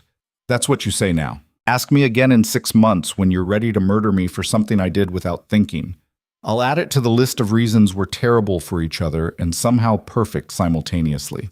They stood there in the great hall that had witnessed their victory, two people who'd been shaped by trauma and survival, holding each other while the fortress settled into silence around them. Tomorrow they would marry. Next week Cedric would attack from another angle. Next month would bring new battles, new threats, new challenges that required the same desperate determination they'd shown tonight. But for now, in this moment, they'd won something worth protecting, and that was enough. The wedding happened at dawn 2 days later in Ravenhurst's private chapel, a small ceremony attended by exactly 4 witnesses: Seraphine, Margo, Perth, who'd returned from London specifically for this, and a priest who'd known the Draven family for 40 years and had enough discretion not to ask questions about the unusual circumstances. Evelina wore a simple dress that Margo had somehow procured overnight, white silk that looked elegant without being ostentatious. Lucien wore formal black that made him look like violence wrapped in civilization. The Duke of Ravenhurst performing the role society expected, while the man underneath focused entirely on the woman standing beside him. The vows were traditional, words that had bound couples for centuries, promises made in voices that carried weight beyond legal obligation. When the priest pronounced them married, Lucien kissed his wife with the kind of careful intensity that suggested he was still learning how to be gentle with something he was terrified of breaking. Seraphine clapped from her seat, her smile carrying genuine joy despite the shadows that still haunted her eyes. Margo dabbed at tears she'd probably deny later. Perth looked satisfied, a lawyer who'd spent 2 days turning impossible situations into victories and watching his client finally catch a break that didn't immediately transform into a new crisis. The ceremony concluded. They walked out of the chapel into morning light that painted Ravenhurst Gardens gold, the fortress looking less like a prison and more like the home it had always been meant to be. Evelina's hand found Lucien's, their fingers interlocking with the natural ease of people who'd fought too many battles to waste time on awkward hesitation. His voice came quiet. No regrets yet. Ask me again in 6 months. That seems to be our standard time frame for major relationship evaluations. We're nothing if not consistent. They walked through gardens that were slowly recovering from years of neglect, new growth appearing where Evelina had spent weeks clearing weeds and replanting flowers that could survive Ravenhurst's harsh climate. Evidence of restoration everywhere, small signs that the fortress was healing alongside the people who inhabited it. Seraphine joined them, slipping between her brother and his new wife with the comfortable familiarity of someone who knew she was welcome. Her voice carried the musical quality of good days. We're a family now, officially. Not just blood and contracts, but actual choice. That's better than most families manage. Lucian's arm wrapped around his sister's shoulders. Much better. They stood together overlooking the cliffs where ocean met stone 300 feet below.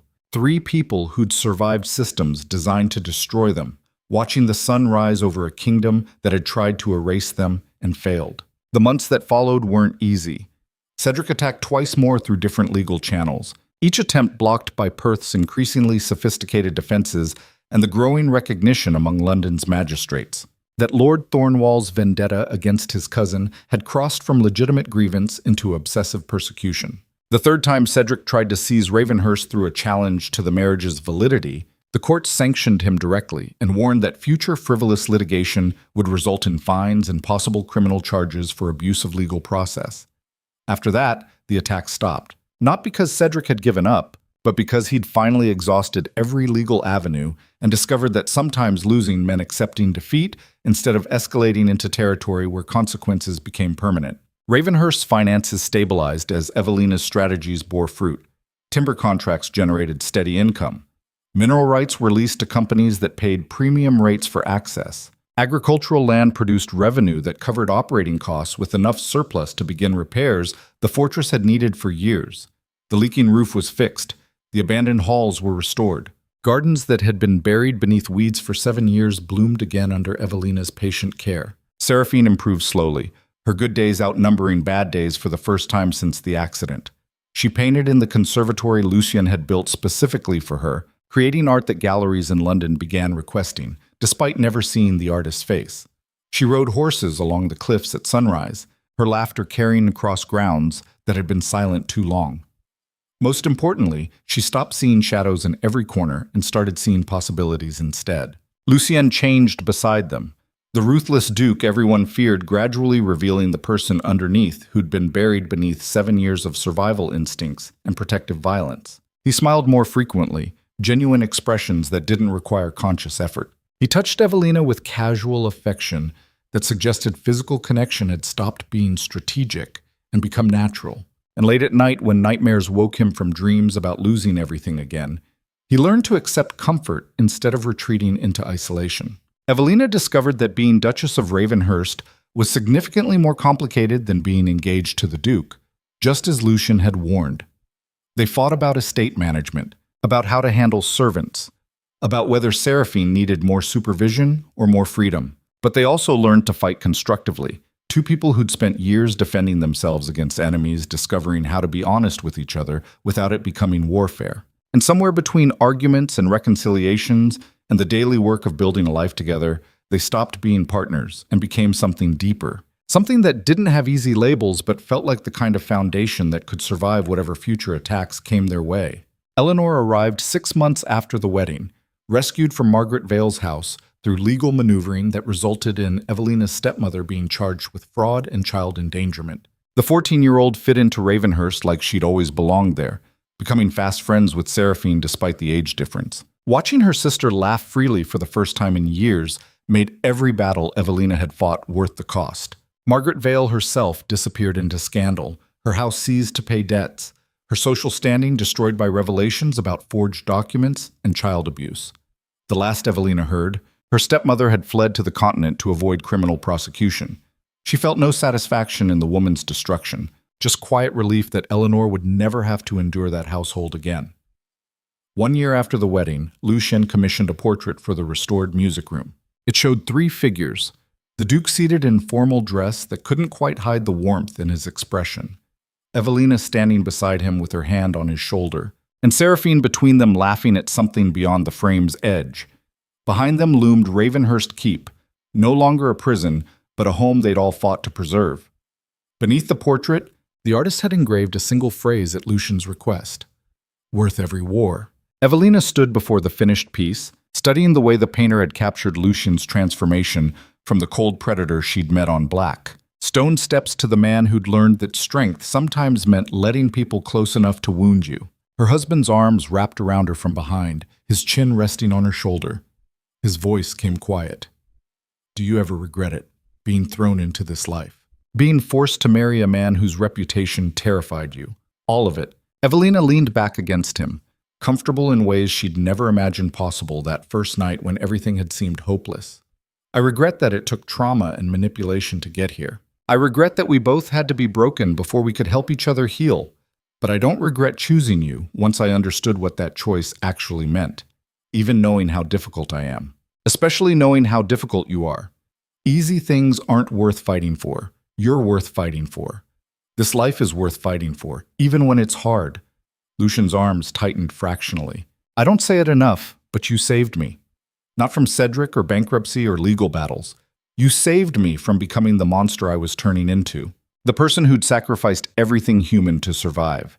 You reminded me that some things are worth being vulnerable for. You saved me too, from being the weapon Margaret tried to make me, from believing I was worthless because that's what she told me my entire life. You looked at me and saw someone worth protecting instead of something to be used and discarded.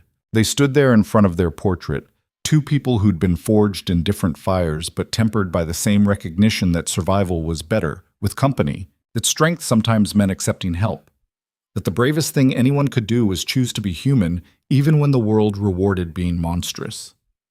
Footsteps approached from the hallway. Seraphine appeared carrying a canvas still wet with paint, her expression bright with the particular excitement of someone who'd created something worth sharing. Look what I finished. It's us, all of us. The way I see us when reality cooperates. The painting showed Ravenhurst not as it was, but as it felt. Warm instead of cold, welcoming instead of forbidding, a home that had been reclaimed from darkness through stubborn refusal to surrender. In the foreground, three figures stood hand in hand facing sunrise. A brother who'd learned that protecting people sometimes meant letting them protect you back. A sister who'd survived trauma that should have destroyed her and found family worth healing for. And a woman who'd been sold as property and transformed herself into the foundation that kept them all standing. Behind them, the fortress rose not as a monument to isolation, but as proof that even the coldest stone could become home when filled with people who chose each other despite every reason not to. Lucien studied his sister's painting with the kind of focused attention he usually reserved for legal documents and battle strategies. When he spoke, his voice carried emotion he'd probably spent years learning to suppress. It's perfect. Exactly how I want to remember this. How we survived. How we fought. How we won. Seraphine smiled. We didn't just win, Lucien. We built something better than what existed before. That's rarer than victory. That's transformation. The girl was right. They hadn't just defended Ravenhurst from Cedric's attacks. They'd transformed it from a fortress designed for isolation into a home designed for healing. They'd proven that people shaped by trauma could still choose connection over safety, that strength sometimes looked like vulnerability, that the bravest battles were often the ones fought against your own worst instincts. And they'd learned that family wasn't just blood or legal contracts or shared history. Family was the people who stood beside you when the world tried to destroy you and said, this far, no further, we protect our own. Evelina looked at her husband and his sister, both scarred in different ways, both stronger for having survived what should have broken them, both proof that healing was possible even when the wounds ran deeper than bone. Her voice came steady. Whatever comes next, we face it together. No more fighting alone, no more pretending we don't need each other. We're family now. That means something. Lucien's hand found hers, his grip firm and certain. It means everything. And somewhere above them, in windows that had witnessed centuries of Draven history, morning light painted the fortress gold, transforming black stone into something that looked almost hopeful. Ravenhurst had survived. Its inhabitants had survived. And the Duke, who'd spent 7 years becoming a monster to protect what he loved, had finally learned the most important lesson power could never teach. A kingdom could be conquered through fear and maintained through control, but only love, messy and complicated and terrifying in its vulnerability, made ruling it worth the cost.